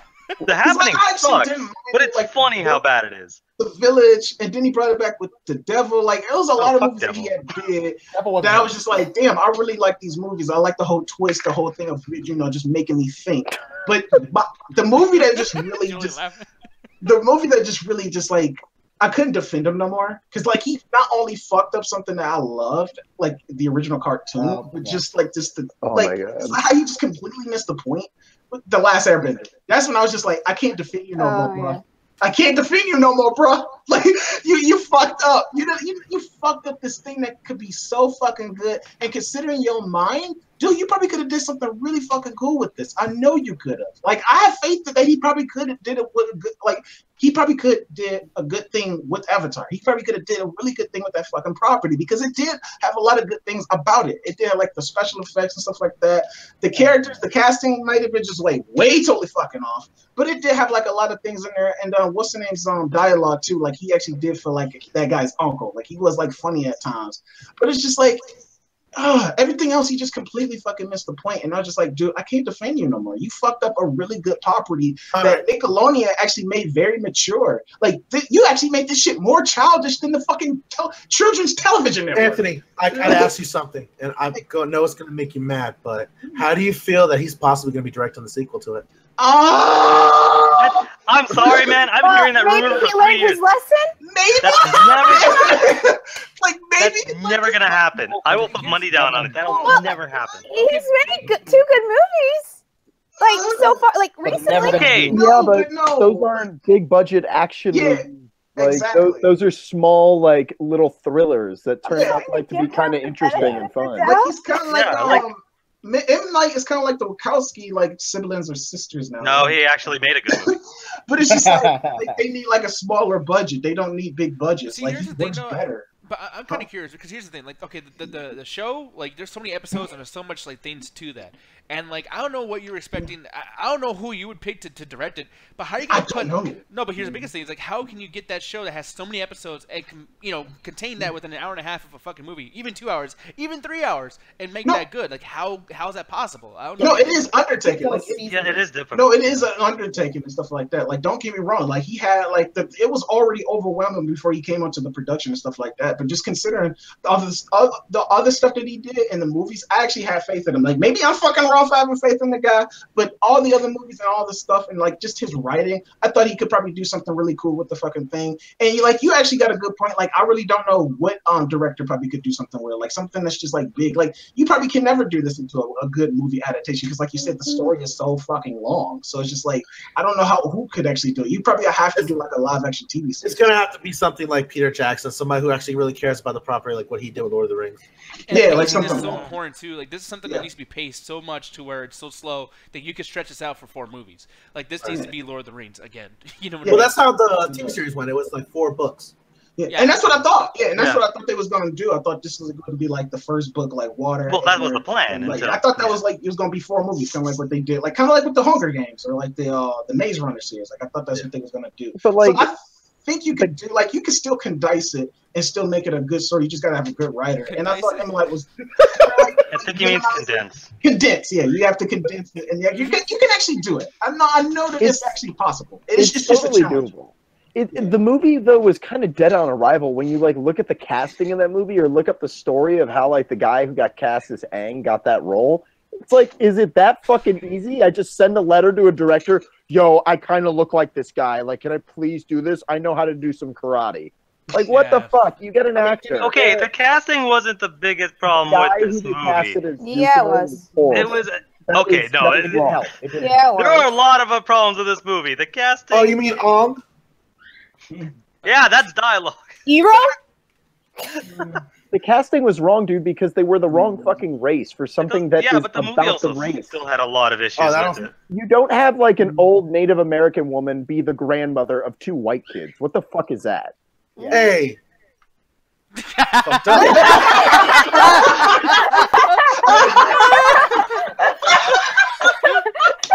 got something else to about Julian? My kid. Okay, I've never seen such a fucking decisive victory in my life. That was good, man. That was fucking great ass comedic timing, guys. That was fucking brilliant. That was great. That was good shit, man. Good show. Good show. Bloody good show. Bloody good show. Oh, you know what you get for that, Julian, for winning so good? You get a Nothing. new fancy Giga. I'm sorry. What? It's gonna be a jolly good time. Yeah, Justin's like, oh my god. No. Afterwards, we can grab Alan and fuck his bird. I'm sorry. Right. Jesus. Good Lord, that bird is gone. See, it turns out that Ganja's been Gary this whole time. No shit, right? God damn. No, but here's the thing, though. Like, I think we only went through 2 people. So let me ask somebody else. Like, Ganja, how about you? Since, you got to come back from that shit. Shit. Me, personally, the only one I could bring up is George A. Romero, and it kind of sucks because it's passing recently. Stole it, motherfucker! No, because, alright, for example, Survival of the Dead is not a good movie. It is him trying to jump on a trend, which it's funny that he hated trends towards the end because he basically did that with the whole idea of first person. He stole that from Cloverfield. Oh, I mean Diary of the Dead you're talking about. Oh, Diary of the Dead, I'm sorry. Yeah. And the whole time it's just him going through these little caveats of these teenagers and it doesn't feel like a George A. Romero movie. It feels like somebody who's watched his movies and want to make one like him, but just missed the mark. It feels like a not another teen movie with zombies. Yeah. And the fact that this guy actually made it himself really is a huge disappointment. The only good thing in this movie is the deaf Amish dude. And that's because he kicks fucking ass. And I don't know why, but he is like the most badass thing in this movie because he knows what he's doing. Everybody else is a goddamn idiot. Oh, I was trying to look that shit up on Google. I was about to say, that's another thing. The whole series takes place in the 21st century, so everything's on Facebook. They learn about the virus through YouTube. It's really just him trying to be a millennial. And it pisses me off that this guy actually went out like that after giving us great movies like Dawn of the Dead, Day of the Dead, Night of the Living Dead. Even towards the end, Survival of the Dead had some provoking thought, but it was still a bad movie. Yeah, no, and that's the thing too. I like how, because Double Toaster brought this up too on their show, and the thing is, and I'm gonna show a visual little thing over here. I think that this was funny, ironically. It was funny because it's in a movie that's so somber and so just kind of subtle and things like that. Not even subtle, but it's just kind of like this was just so out of place, man. I was just like, yeah, it's cool. Yes, dude out of nowhere. Yeah, that was definitely the most interesting character in the movie. And it's sad because the motherfucker don't talk. But that's kind of cool, though. We've never seen, a mute or a deaf person in the apocalypse. I want to ask you, Nick, was he the only character you felt bad for when he went? No, because when I watched it, I literally got up and I was like, you know what, dude? I'll come back when I hear some gunshots, but I don't give a fuck about this movie now. When he came up, I was like, fuck this. This is stupid. I felt bad. He was the only character I felt bad for when he went. Because when you were talking about how that movie felt very like someone was trying to be George Romero, I was like, you know what? Granted, that sucks, but at the same time, I'm like, you know what? I can kind of been like, all right, this is all right. Hopefully it gets better, whatever. I'll go ahead and watch the movie and just not think of it as a George Romero film. But then it's like that shit happens. I'm like, now you're not even being like a George Romero wannabe. You're just being a stupid ass fucking movie that you're trying to appeal to an audience that you're not in tune with. This should have been. Yep. He's what, 6 years old at the time he made this movie, and he's trying to be he was almost in his 70s. Yeah, he's trying to appeal to a 17-year-old. What the fuck? You know what I mean? Just make a movie. Hey, we got the Googles, Nick. Yeah, people nowadays, and I don't know if people actually think this a lot, because I even noticed there wasn't a whole lot of views on the whole Double Toasted Rest in Peace thing on YouTube. I'm thinking, do people even know a lot about George Romero aside from Black Ops or whatever? People don't really give a shit. I don't think. That was my argument with Julian when we were bringing up his tribute. I honestly think we're the only generation that really knows his work as well. I think the next generation is gonna know Robert Kirkman more, and kind of probably Zack. Yeah, those guys that are now making better zombie horror films than what George A. Romero do. He's gonna become a fun fact. Oh, did you know he invented the genre? Yeah. God, that's gonna suck that day when it happens. We're gonna be 30, 40 years old and be like, oh man, back in my day, George Romero, never there. Who's George Romero? What the fuck is a black and white film, Grandpa? Is that when they have black and white actors in the movie together? I mean, I don't know. Night of the Living Dead, that's true. Hey, if we get to that point, yeah, we will be saying that shit. Yeah, and by the way, I'm noticing a little weird framing on the whole Google Hangouts thing. So people, if the shit's fucking up for you, let me know and I'll stop this shit so you guys are not forced to watch this fucking thing in Sega CD mode. Sega CD. Yeah, no one needs to remember that. Hey, it's got blast processing though, bro. Oh, we'll have Mark Wahlberg on there in the Funky Bunch, and they do know the whole. God, I can't even tell if that's a joke. That might have actually happened. That's a real thing that happened. Yeah, I'm not even lying, dude. Sega CD was fucked. But actually, how about you, Alan? Please say Christopher Nolan. Well, yeah. I mean, yeah, that's the thing. That's actually where we kind of came up with the question, because we were talking about Tim Burton, and I fucking hate Tim Burton, but then he also did Big Fish, which I love. So it's fuck. But then I was thinking, in my head, I'm I love Christopher Nolan, and yeah, he's my favorite director. But I hate Memento. Oh, Memento. And I'm the only person on the planet that doesn't like Memento, and I've accepted that. But it's one of those things and it's me personally, I don't like nonlinear narratives. I don't like when a movie, it's you're watching it and then it does a scene that's 10 minutes in the future, and then you do a scene that's 40 minutes behind what just happened. Give me a straightforward story from start to finish, and let me enjoy the movie. Did I die? No, I'm sorry. Just Christopher Nolan just put the Did I die? And I'm continuing this in MCA after. But yeah, no, it's just, again, I just don't like, that's the same reason I don't like Snatch, and I'm going to have to duck when I say this. I also don't like Pulp Fiction for the exact same reason. I know, I've accepted it. I just don't like nonlinear narratives, and to me, it's when I watch his other movies, The Prestige, The Dark Knight, Inception, they're straightforward stories. Yeah, they have creative liberties, but they're straightforward linear narratives. And I much prefer that kind of storytelling over the kind of cut up and randomly assorted as needed. How did you ever defend Batman versus Superman? But Memento storytelling is too far. The Prestige is very. I don't like. I just explained it. I don't like non-linear narratives. I don't like when the story has scenes that don't. Is like that. Yeah. It's not. It's a linear narrative. So it goes from start to finish. It might not be good, but it goes from start to finish. You know what, Alan? You know what, dude? Look at this photograph. God damn it. Oh, Memento is I knew I was going to get crap for this. I was ready. No, it's all good. I mean, go ahead, Anthony. No, Memento is the one that tells the story going backwards, right? Like it starts from the ending of the movie all the way to the end. Backwards. Yeah. Okay. Yeah, I mean, certain movies do that well. I don't know. But you know what, Adrian, I'm going to ask you because you're into movies. Granted, they're shitty, but you have an opinion, so go ahead. Yeah. Well, I was going to say Christopher Nolan, but I guess I'll go with Peter Jackson. Okay. This first one, I was just thinking about it, too. Do you guys remember that movie, The Lovely Bones? Oh, yeah. I remember that. Yeah, it was a book, and I love that fucking book, and I was so excited to see this, and I got to, I'm like, God damn it, what the fuck did he do with this? I'm a little mad because they have Shay on there and she never told us. Like, that's kind of fucked up. But,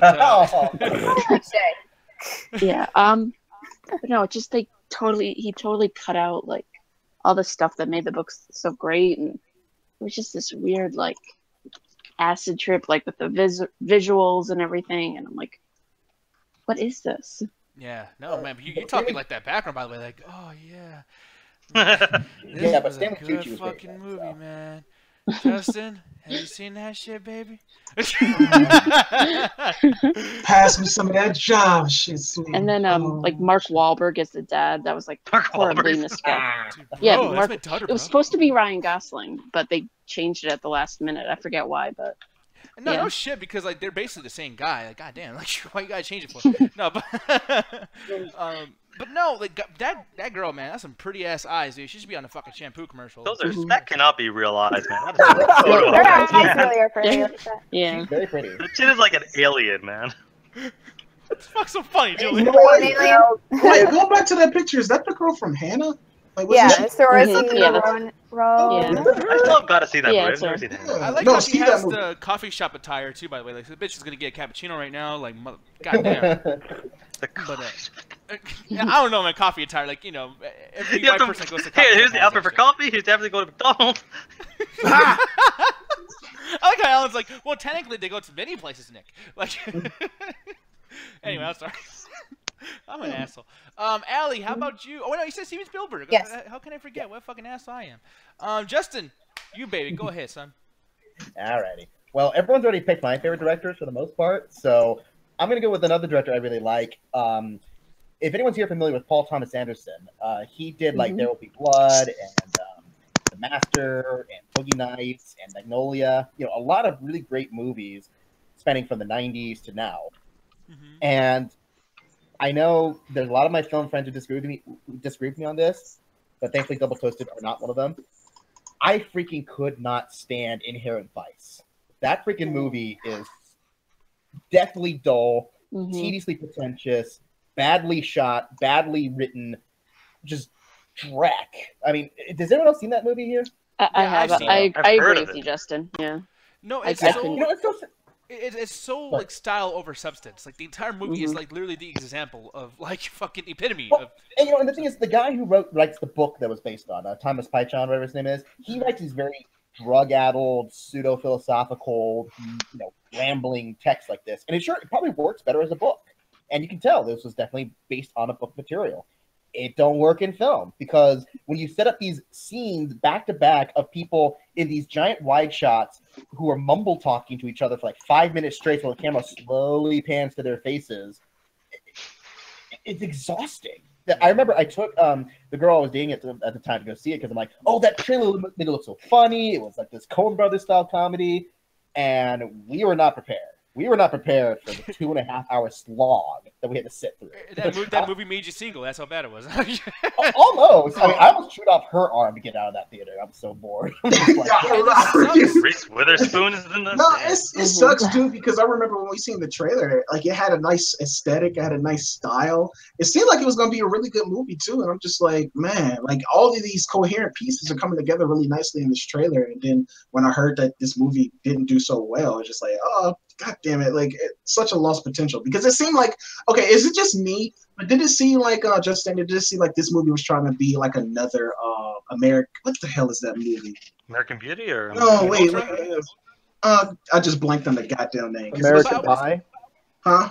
Wait, what does it say, Julian? I said American Pie. It'll come back. Oh, American Hustle. Okay. Yeah. We could have just gone through the list of movies that have America first, and we probably would have got it American eventually. Graffiti, American Gigolo. No. But, I can see what you're saying with that, but the problem is they sold that in the trailer like that. But what they're actually trying to do is do like old like 70s neo-noir films like The Long Goodbye and Chinatown kind of stuff, but with even more of that druggy, like, you know, loosey-goosey kind of style filmmaking. Yeah. And that's the weird thing where it's like, you'd think it could be at least funny, but those scenes that are funny in the trailer, they don't work at all in the movie because they take them out of context, they put them in totally boring scenes, and the funny scenes seem really out of place in comparison. Like that bit in the trailer when Joaquin looks at the photo just like, ah, like that. Yeah. It's so bizarre when it happens in the movie. You're just like, I guess that was supposed to be funny, but well, the biggest thing too, like the thing that kind of frustrates me is just like I hate when movies have potential. Like you got like Joaquin Phoenix, Josh Brolin, Owen Wilson. Those three are so different, but yet kind of similar. Their styles are kind of like linked in a way. That's like a recipe for greatness right there. You know what I mean? Like just the dryness of their comedy sometimes and shit like that. We're there. This could have been a good movie if they had put some energy into it and made someone who actually cared. Someone who didn't just go, well, you know, it's supposed to be like we're on drugs, so we'll just pretend we're shooting like we're on drugs. That's pretty much what Paul Thomas Anderson said. Is like, yeah, we're trying to get this contact high feeling. And that's just not the right attitude to go into this movie with. So, yeah. I love Paul Thomas Anderson. I'll watch his new film coming out this year. I'm really excited for it because it's Daniel Day-Lewis who's going to be in that one.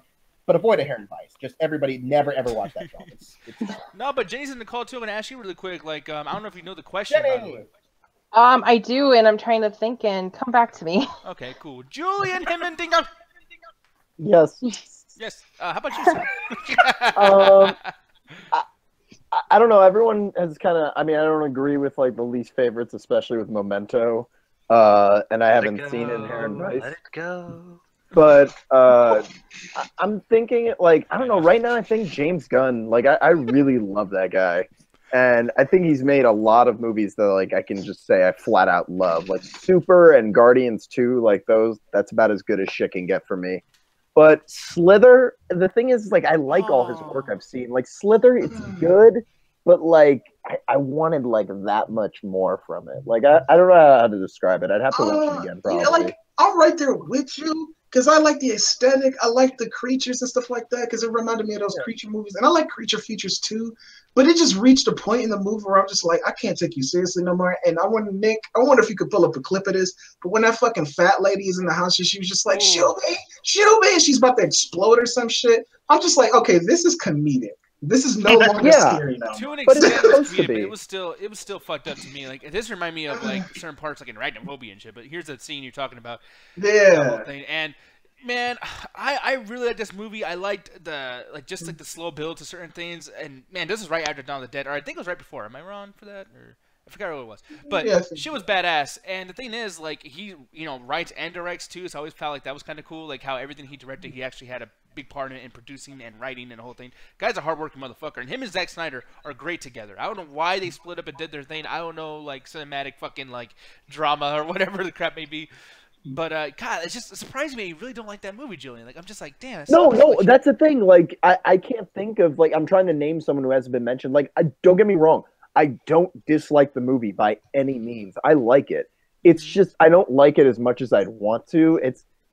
It's missing something like that would make it like go to that next level of being really memorable for me at least. I like the movie though, but it's his weakest in my opinion. The one thing, and I don't know if he wrote or directed, but I think he did 13 Ghosts. and I hated that fucking movie. I actually really like 13 Ghosts. I've never heard of that. I really like 13 Ghosts. Yeah, and that thing, and then right after 13 Ghosts, I think he did fucking Scooby-Doo. Scooby-Doo. He did. Yep, Scooby-Doo. he wrote.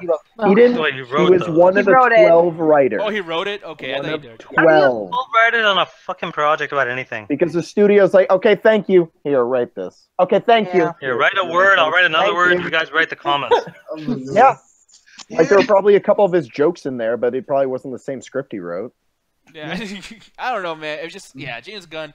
I'm with you there. He's one of my favorites too. The thing is, he hasn't done a whole lot either. I mean, like I just typed in his IMDb and everything right now, and I mean, like the most shit he's done is Guardians of the Galaxy, and I'm telling you, I really do not like Guardians of the Galaxy like at all. I think the shit's awful. So I mean, I would say that his best film by far is Super. I think that was snubbed by the Oscars. I think that's one of the best superhero movies that'll ever I be don't made, think that would have had honestly. any chance at Oscar nomination. No, there's no thing fucking here- way. That's like saying Kick-Ass would have been nominated. This is Super was fucking- really good. This Really shit. good. I did Oh, yeah, not know he did that. Holy. directed Did he that- direct it or write No, it? no, no. He did a He did second. one. Yeah, Oh, I just want that's to you say can't blame. Yeah. Okay. Yeah, he directed that one with the animated cat at the end of the movie. That's what he did. 15 directors, yeah, because all of them had a segment. Jesus Yeah, yeah. Christ, yeah, that's awful. But yeah, man. Well, actually, Anthony, let me ask you really quick, man. Or did you already give yours? I'm sorry. Yeah, I already. Yeah, I said Yeah, M. Night nice. Shyamalan. Yeah, that's the only one. And I know Tim Burton too. Like, just putting him out there too. Like, I liked a lot of his movies, but it was a couple of them that I can't. I wish I would actually remember. Dark Shadows. Because I actually, oh yeah, it was like Willy Sleeping Wonka and the Time. Chocolate Factory? Yeah, that Yeah. one. That one. That's Yeah. when Yeah. it broke Like, Anthony's heart. that's the one. Yeah, that's the one. 'Cause I That's actually really did like me. Tim Burton too, but it's just like, yeah, the Charlie Factory one. That kind of and Sweeney Charlie Todd. Factory. Sweeney Todd I sucked. really did not like. I like Thank you, Sweeney Anthony. Todd. I Todd love did it. not love you suck too, at all. It was okay. I It was didn't awful. dig it But too Jenny, much. give yours, then I'll give mine really quick. Go ahead, girl. Well, Anthony just kind of stole mine because I was going to say Tim Burton. But That'll be easy to find a worse one. Really quick, and then come back because you're shut the Yeah, you fuck up. gotta leave, Diddy. But you can still pick your worst one when he gets back, and you don't want to cuss him out. I like how she flipped me off like I'm her dad. She's like, I'm not gonna do my room. Fuck you. Like, you know, the whole thing. But for me, I'm gonna just name mine really quick though. Wes Craven. I love Wes Craven so Makes much. sense. But man, I don't know why they remade it, but the Hills Have Eyes original is fucking awful. I really hate the first Hills Have Eyes. And another thing, he did the Hills Have Eyes 2 remake, which was, oh my god, so fucking bad. I really, really hate that movie. And honestly, Scream. I go back and watch Scream, and granted, at the time I thought it was pretty cool, but Scream is pretty fucking trash too. Like, I really don't like Scream. I never got why you never liked it, because like I always say, a better version of The Hills Have Eyes to me was Wrong Turn. I always feel like Wrong Turn was a better version of that movie. But Man, I'm glad that you brought up Hills Have Eyes, because I think those are the only movies I ever walked out of. Because, goddamn, talk about violent rape scenes, man. Oh no, that first one, the remake that came out in 2006. Dude, I couldn't handle that shit. I walked out the movie. No, the dad being burnt while they're raping the girl in the fucking. Yeah. Like, that's That too much for me. movie's fucking The awful. only time I was able to get through a rape scene in a horror film was Last House on the Left, and that's because everyone told me that they were gonna get their comeuppance. So I just kept saying that throughout the rape season. I'm like, I know justice is coming. I know justice is coming. yes. You know what's funny, John Ganja? I'm so glad Ganja said that, because the fucking cover, the movie poster for the movie was literally said like, it's just a movie, it's just a movie, it's just a movie. Yeah. Like, it's funny you said that. Like, he literally, I'm like, I actually got goosebumps. I'm fucking nerding out right now. I'm literally getting goosebumps that Ganja is literally like saying the quote basically from the movie. It worked. It literally worked. Yo, Like, because that fucking scene is brutal, man. Yeah. That rape scene goes on like it's not quick. That shit goes on for a good minute It's like too. a snuff film. Damn. And I'm just like, holy shit, why is this in this movie? It's Yeah. like, man. So yeah, like totally, dude. And yeah, like they get their comeuppance though. They really do get their comeuppance. Well, that's the only reason I was able to go see the movie, is because my friend told me, "Oh, don't worry, man, they get their shit in the end." That's how the old one was like. So like the whole time watching these guys do this shit, I'm like, I just have in the back of my head, okay, they're gonna get theirs in the end. So I was able to get through it. But like, if I don't know what's gonna happen to the main character, like that's the main reason I haven't watched that movie with Idris Elba. Jungle Because they Book? say Beast of No Nation. everybody at the same time. Go ahead, Julia. What's it Beast of No Nation. Yeah, Beast of No Nation, because there's apparently a very violent rape scene there. I don't know if I can sit through that. I'm glad you told me that, because I want to watch that shit then. No, I didn't Right. in that movie. Yeah, I can't stand rape scenes in movies, and it's fucked up because Wes Craven, man, like, hey, I know he's dead. We're not allowed to talk bad about the dead, but like, this motherfucker apparently really likes rape because, like, I'm looking at most of his movies here, and like, a lot of that shit's either rape or other, or some kind of like submissive shit, like people under the stairs that the husband's really like abusive to the wife and shit, and fucking crazy. And I love people under the stairs. Everything's an allegory for domestic abuse or some shit like that. Yeah, this motherfucker is fucked up a little bit. But you know, are you afraid he's a pedophile who rapes kids and molests kids and the whole thing? All right, is he a pedophile in the first movie? Because I always thought that was always ambiguous, so we kind of felt a little bad for him. No, you're right. It was ambiguous. No. I mean, you don't know for sure, but then that remake comes out, and it's like, no, he loves fucking kids. Yeah, the remake. Like, even before, like, how that motherfucker was just a pervert licking motherfuckers through the phone. I'm like, no, this motherfucker's like... I'm your boyfriend now, Anthony. Yeah, I'm like, no. I'm like, no. Robert Englund played that shit way too well. And I love Robert Englund, don't get me wrong, but I'm like, no, this motherfucker's way too convincing. It's funny, too, because I want someone to, like, do a fucking video of that, and like when the tongue comes out the phone, just be like, "What's up?" Wow, for real. No, that's gonna be in the bumpers next week, y'all. But Jenny, now that you're here, go ahead, since you don't sound like you're in a fucking underwater level on Mario. I blame my laptop for being a piece of shit, but I did have time to think of something new. And did anyone say the Wachowskis at all, or no? Okay, because I'm gonna go with the Wachowskis because.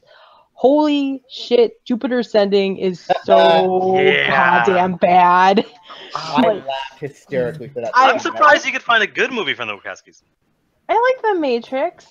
That's the only one. Weird, kind of shitty, but Jupiter Ascending was like way down. Well, do it really, really quick, actually. I'm going to post this up because your shit's fucking bad. But, like, I mean, you guys are saying that you're laughing at it because it's so bad. Like, is it one of those movies where it's entertaining? Through it. I got halfway through that fucking movie. Oh, that's the thing. It thinks it's so serious and dramatic that it's hysterically bad how overwrought it is. Like, especially Eddie Redmayne throughout the whole movie. He's fuck Eddie Redmayne. Can we as a society just tell him to go fuck off already? Dude, his hate on people, this shit's crazy. Alan's just mad because he wants to kiss him. Yeah. Fuck you. No, was it Eddie Redmayne, that transvestite character or something? Transgender, yeah. I gotta say that. Transvestite ass dig vagina having motherfucker. Wow. Yeah, no, but that fucking movie, oh my god. In Jupiter Ascending, and he's supposed to be the bad guy that you're supposed to take seriously, but he's doing this whole like this whisper shout thing that he does with the whole movie like this. The action scenes in the movie are decent, but it's so boring. And Mila Kunis cannot fucking act to save her life. So this movie's just a mess. Yo, it's really funny that we're talking about this movie so close to the anniversary. You're talking about this so close to the anniversary party. I will never forget last year at the Double Toasted anniversary party. I mean, I'm gonna walk up to Corey. I have no shame. I want to talk to a dude I never ever get to see him. But like twice when I walked up to him, Felix was standing there. It was like, you know, Jupiter Ascending has some really positive things in it. The costumes are really impressive.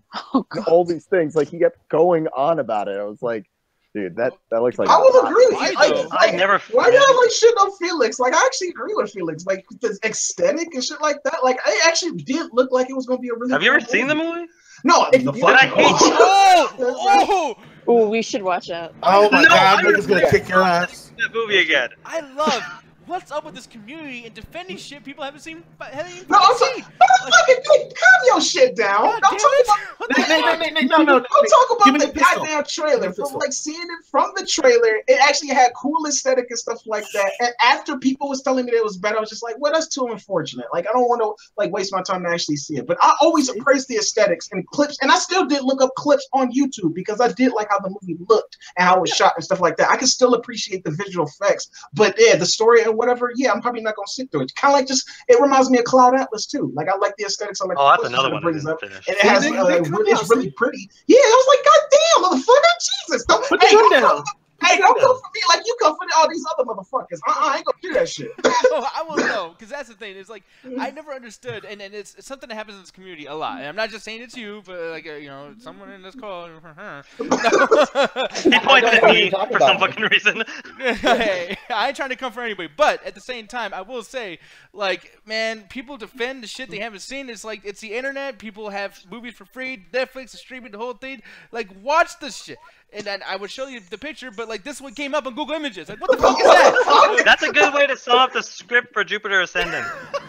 Wow. No, that's Nick typing his review for The Handmaid, just like.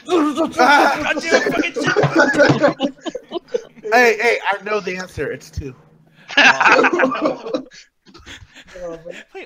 get it. Got it. No, but you're right, Anthony. I kind of agree with you in the sense that it is a pretty looking movie, but it's wasted in the fact that it's so meanderingly boring and silly throughout the entire film. That's what makes it so disappointing. It's like it could have been a good movie. It really could have. Because I'm hoping for the same thing for that. What's that new one that's coming out? Valerian? Valerian. Because it pretty much reminds me of this. Yeah, that's what I was afraid of. Because I want to see that movie. Like I might see it tomorrow, maybe. But it got bad reviews.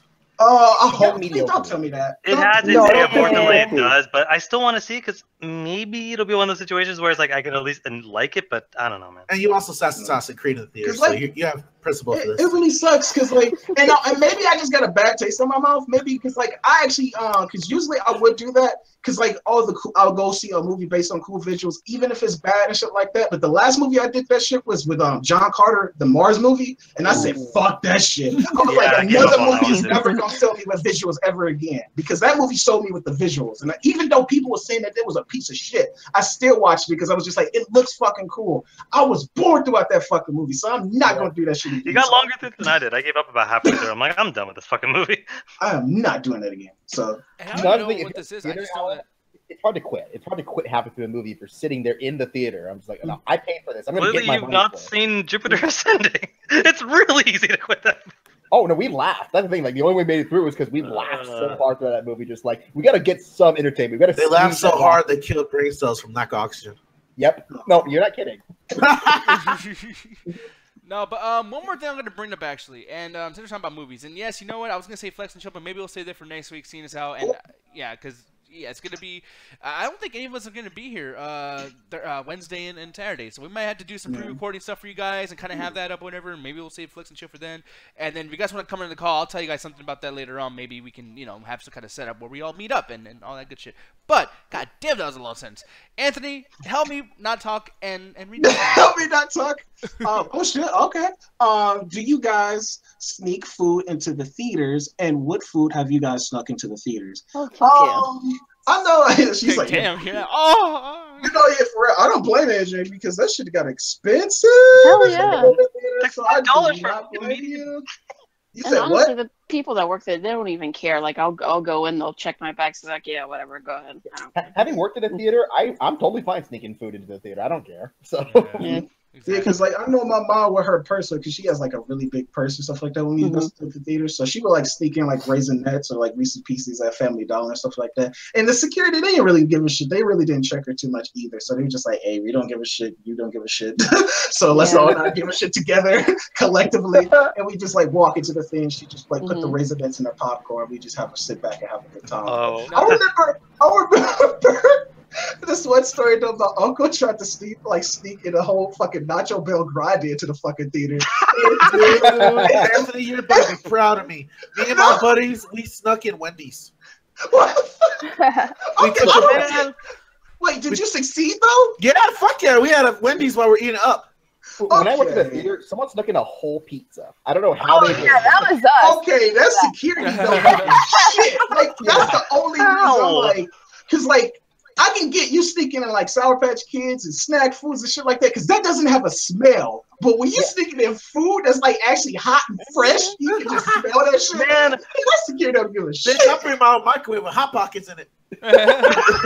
Find a plug in the side wall just so you can get it up. Yeah, toast shit for Pop-Tarts.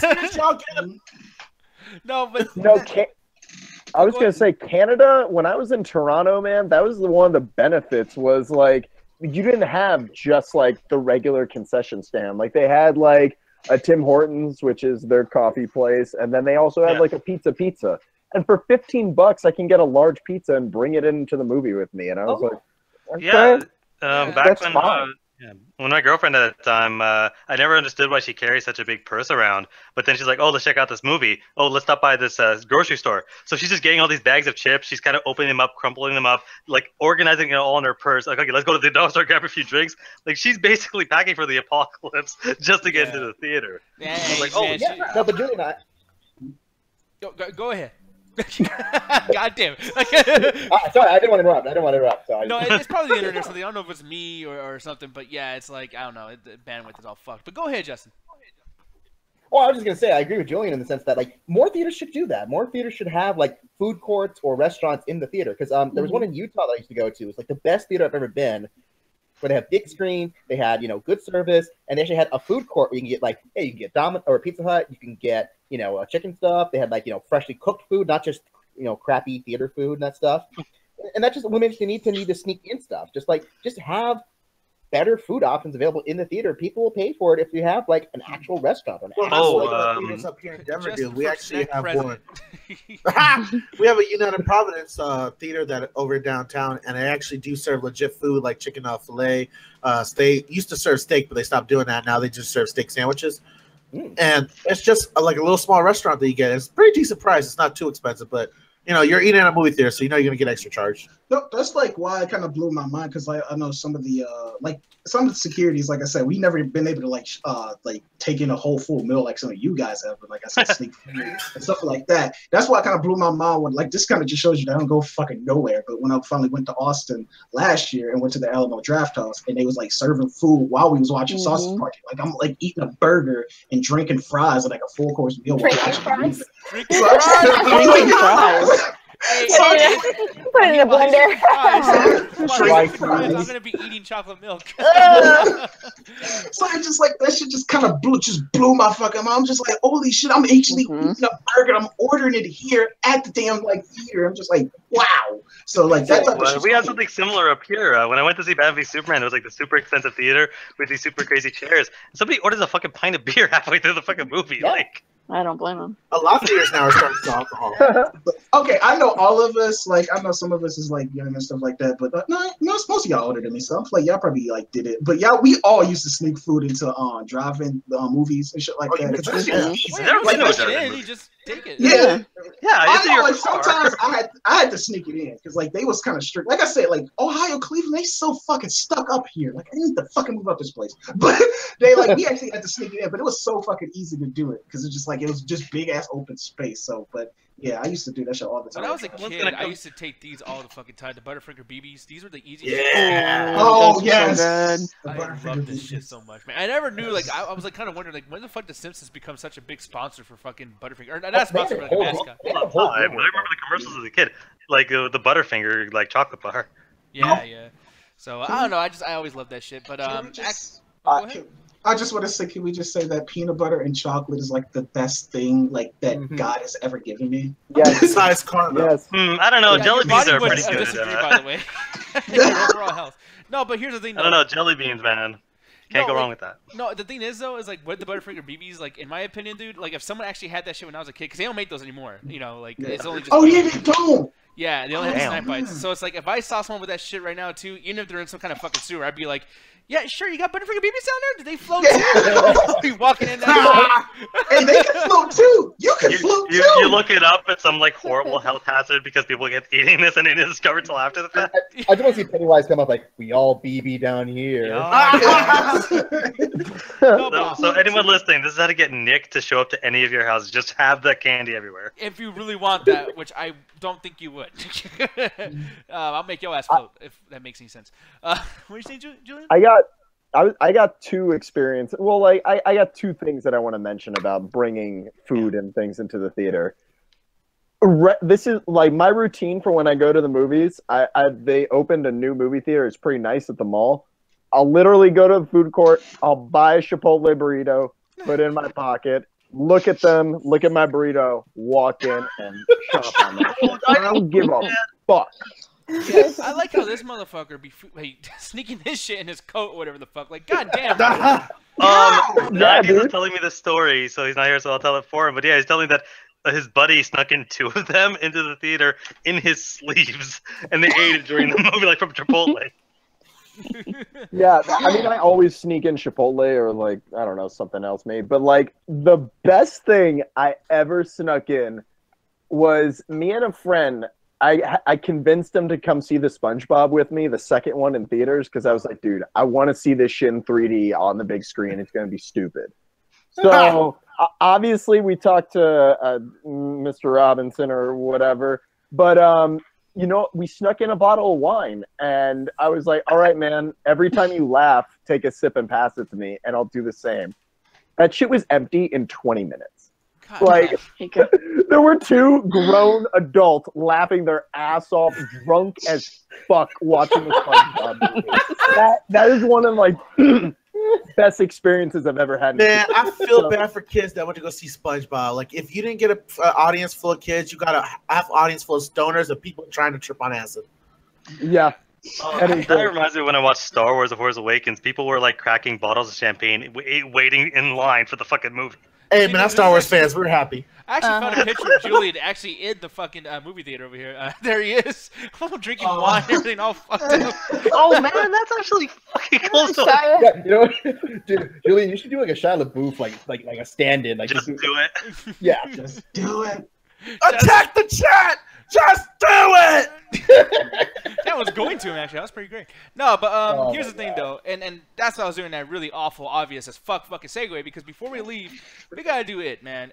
The It trailer, it's out. I'm fucking hyped. I like how now it's at a point now where certain companies upload certain things. So you'll see like 2 trailers of It, and yet now the one that just came out is the official first trailer.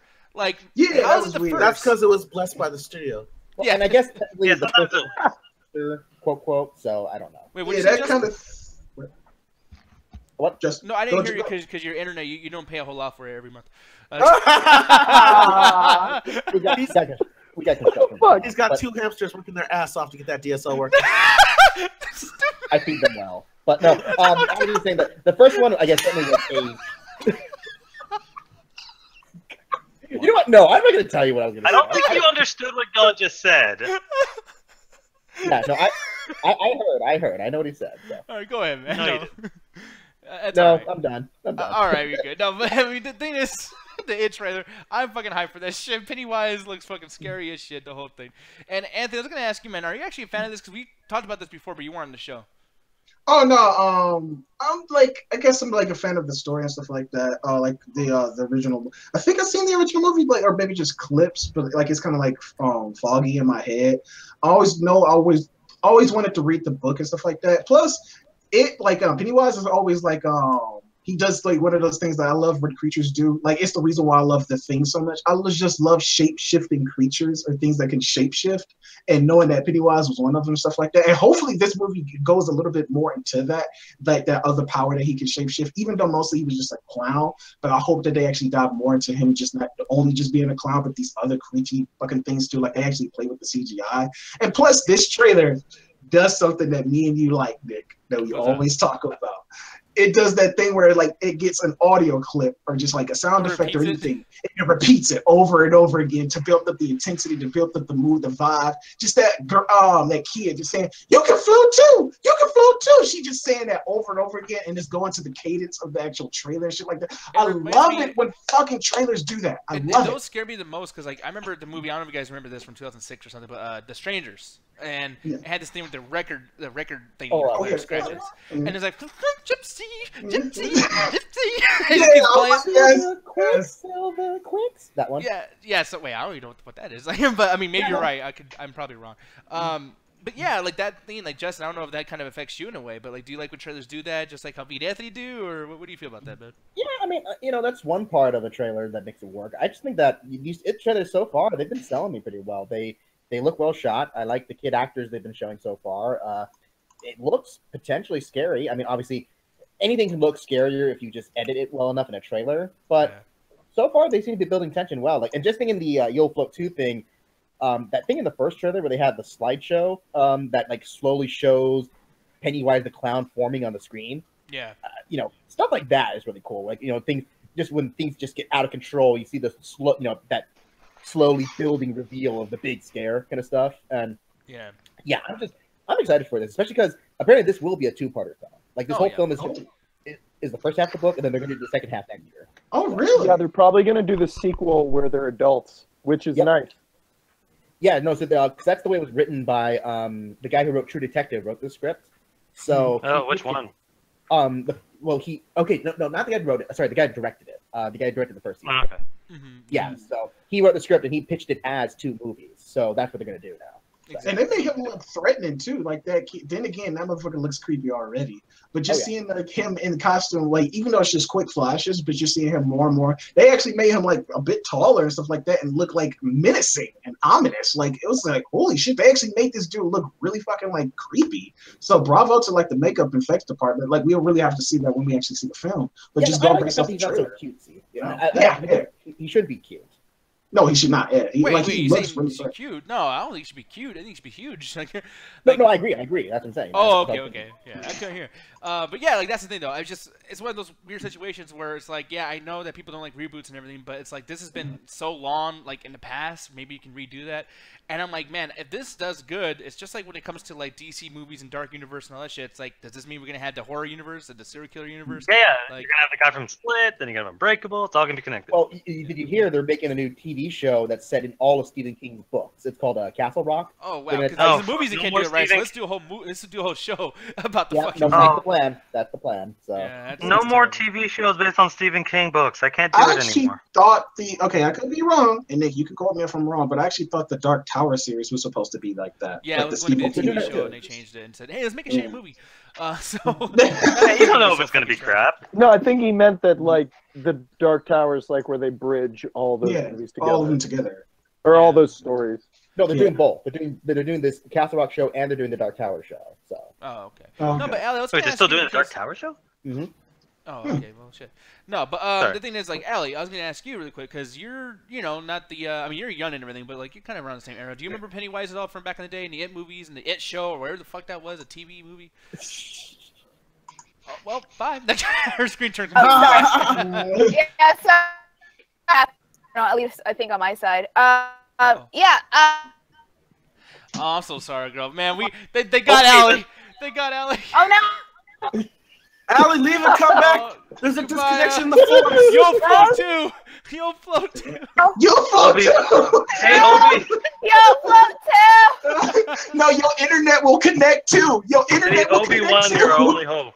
Damn. Oh, poor girl. No, but I mean. Going. I think she fell down. No, I was going to the Ethernet to plug it in directly. Why do you look like a crazy cat lady right now? I know, she's like, oh, fuck. Damn, yeah, you tell that motherfucker. No, but go ahead. Okay, so you can hear me fine now? Yes. Okay. So, yeah, I've never been afraid of Pennywise. Like, I've known about it. I haven't, fully watched the TV series all the way through. I kind of, took cliff notes from Nostalgia Critic. But...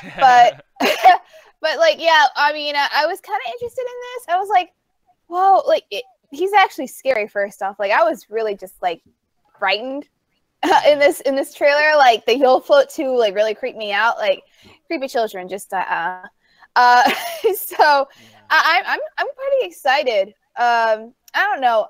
I don't know if I'll watch it in the theater. Really? I might wait until it's on Blu-ray and maybe watch it with you guys. Yeah, because I don't know if I can watch it by myself in a theater. I might be too freaked out. Well, if your mom with you, she knows karate and shit. She'll be knock. Oh heck no, she's seen this. Are you kidding me? I'm actually surprised that someone has that reaction because I thought no one would actually give a fuck about or think that this is a scary thing or whatever. I mean, Pennywise is the answer. But I don't know. I think that this is going to be really good for movies in general because the one thing that I loved about the original, I was like, oh man, finally a horror movie that involves kids that is not afraid to fucking kill them. Yeah. And some of these kids are going to die, and it's going to be scary. I thought they did a great job in the original. His name slips my mind, but he's a legend. The guy who played Pennywise. Oh, Tim Curry. Tim Curry? Yeah, Tim Curry. Tim Curry is? Yeah, it slipped my mind, man. I had a long Tell him, day. Rufus. But I swear. Okay, whatever. At least I know who Joe Romero is. I'm not forgetting everyone. Ruthless. Personally offended Ruthless. But Brought shame upon this dojo. I really think that it's going to be interesting to see how they're going with Pennywise in this one because in this one he looks like a Jason or or a Freddy or something. He looks like a fucking threat. Whereas in the original, Tim Curry was your fucking buddy. You wanted to hang out with this guy. He's like, yo, you like Xbox? I have all that shit and candy and a dog. Yeah. You know, and it was like really subtle with it, and then like it'd be like, oh shit, look at his teeth, they're sharp. But I think this is gonna be really good. I have high expectations. And I feel like the original Tim Curry, I feel like him as Pennywise, he reminded me of like some kind of like pizza dough maker or some shit. He's like, hey, welcome to the restaurant. You want to come in? Oh shit, Ganja's gone. Sorry, Ganja.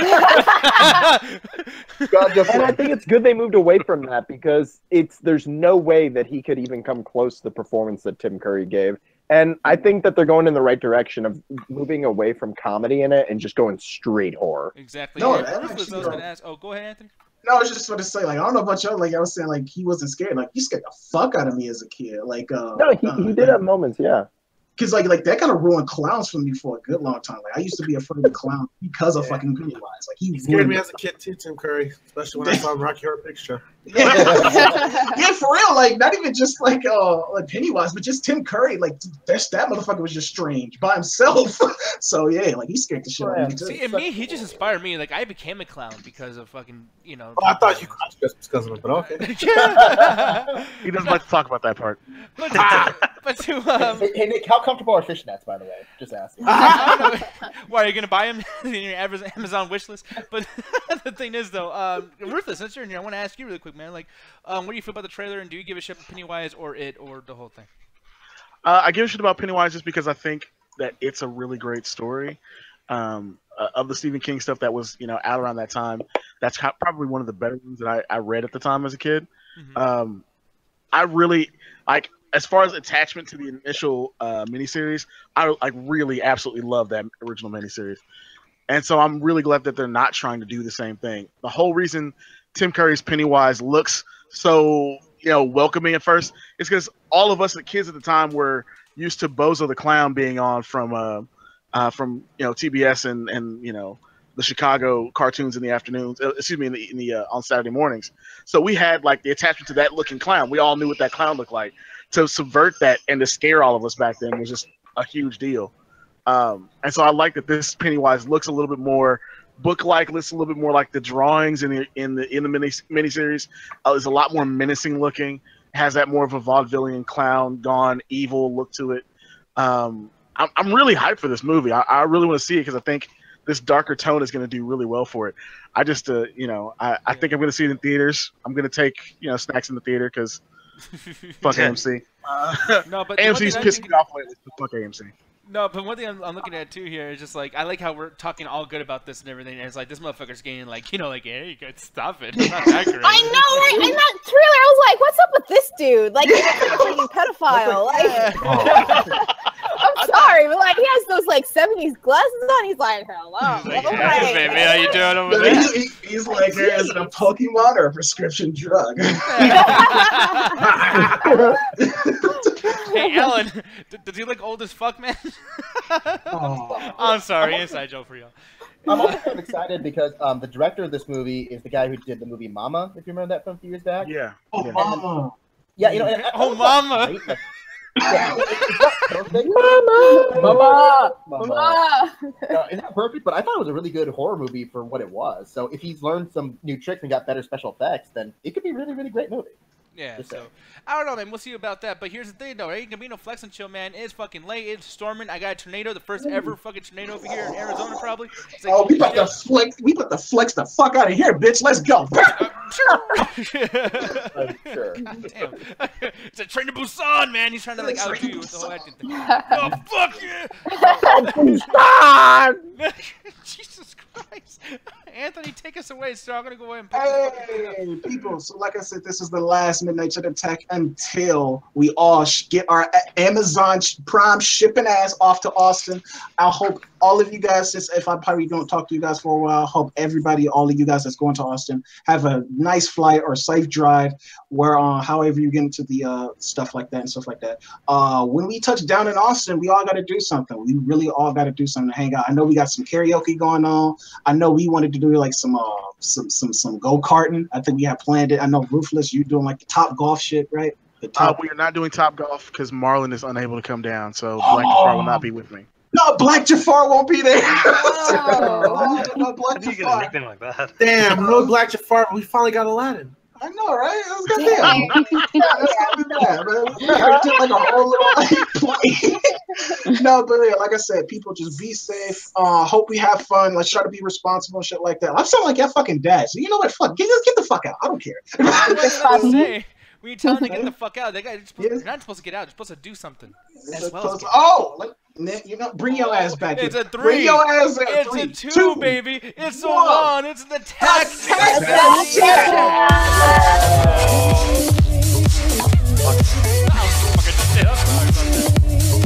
It's not free.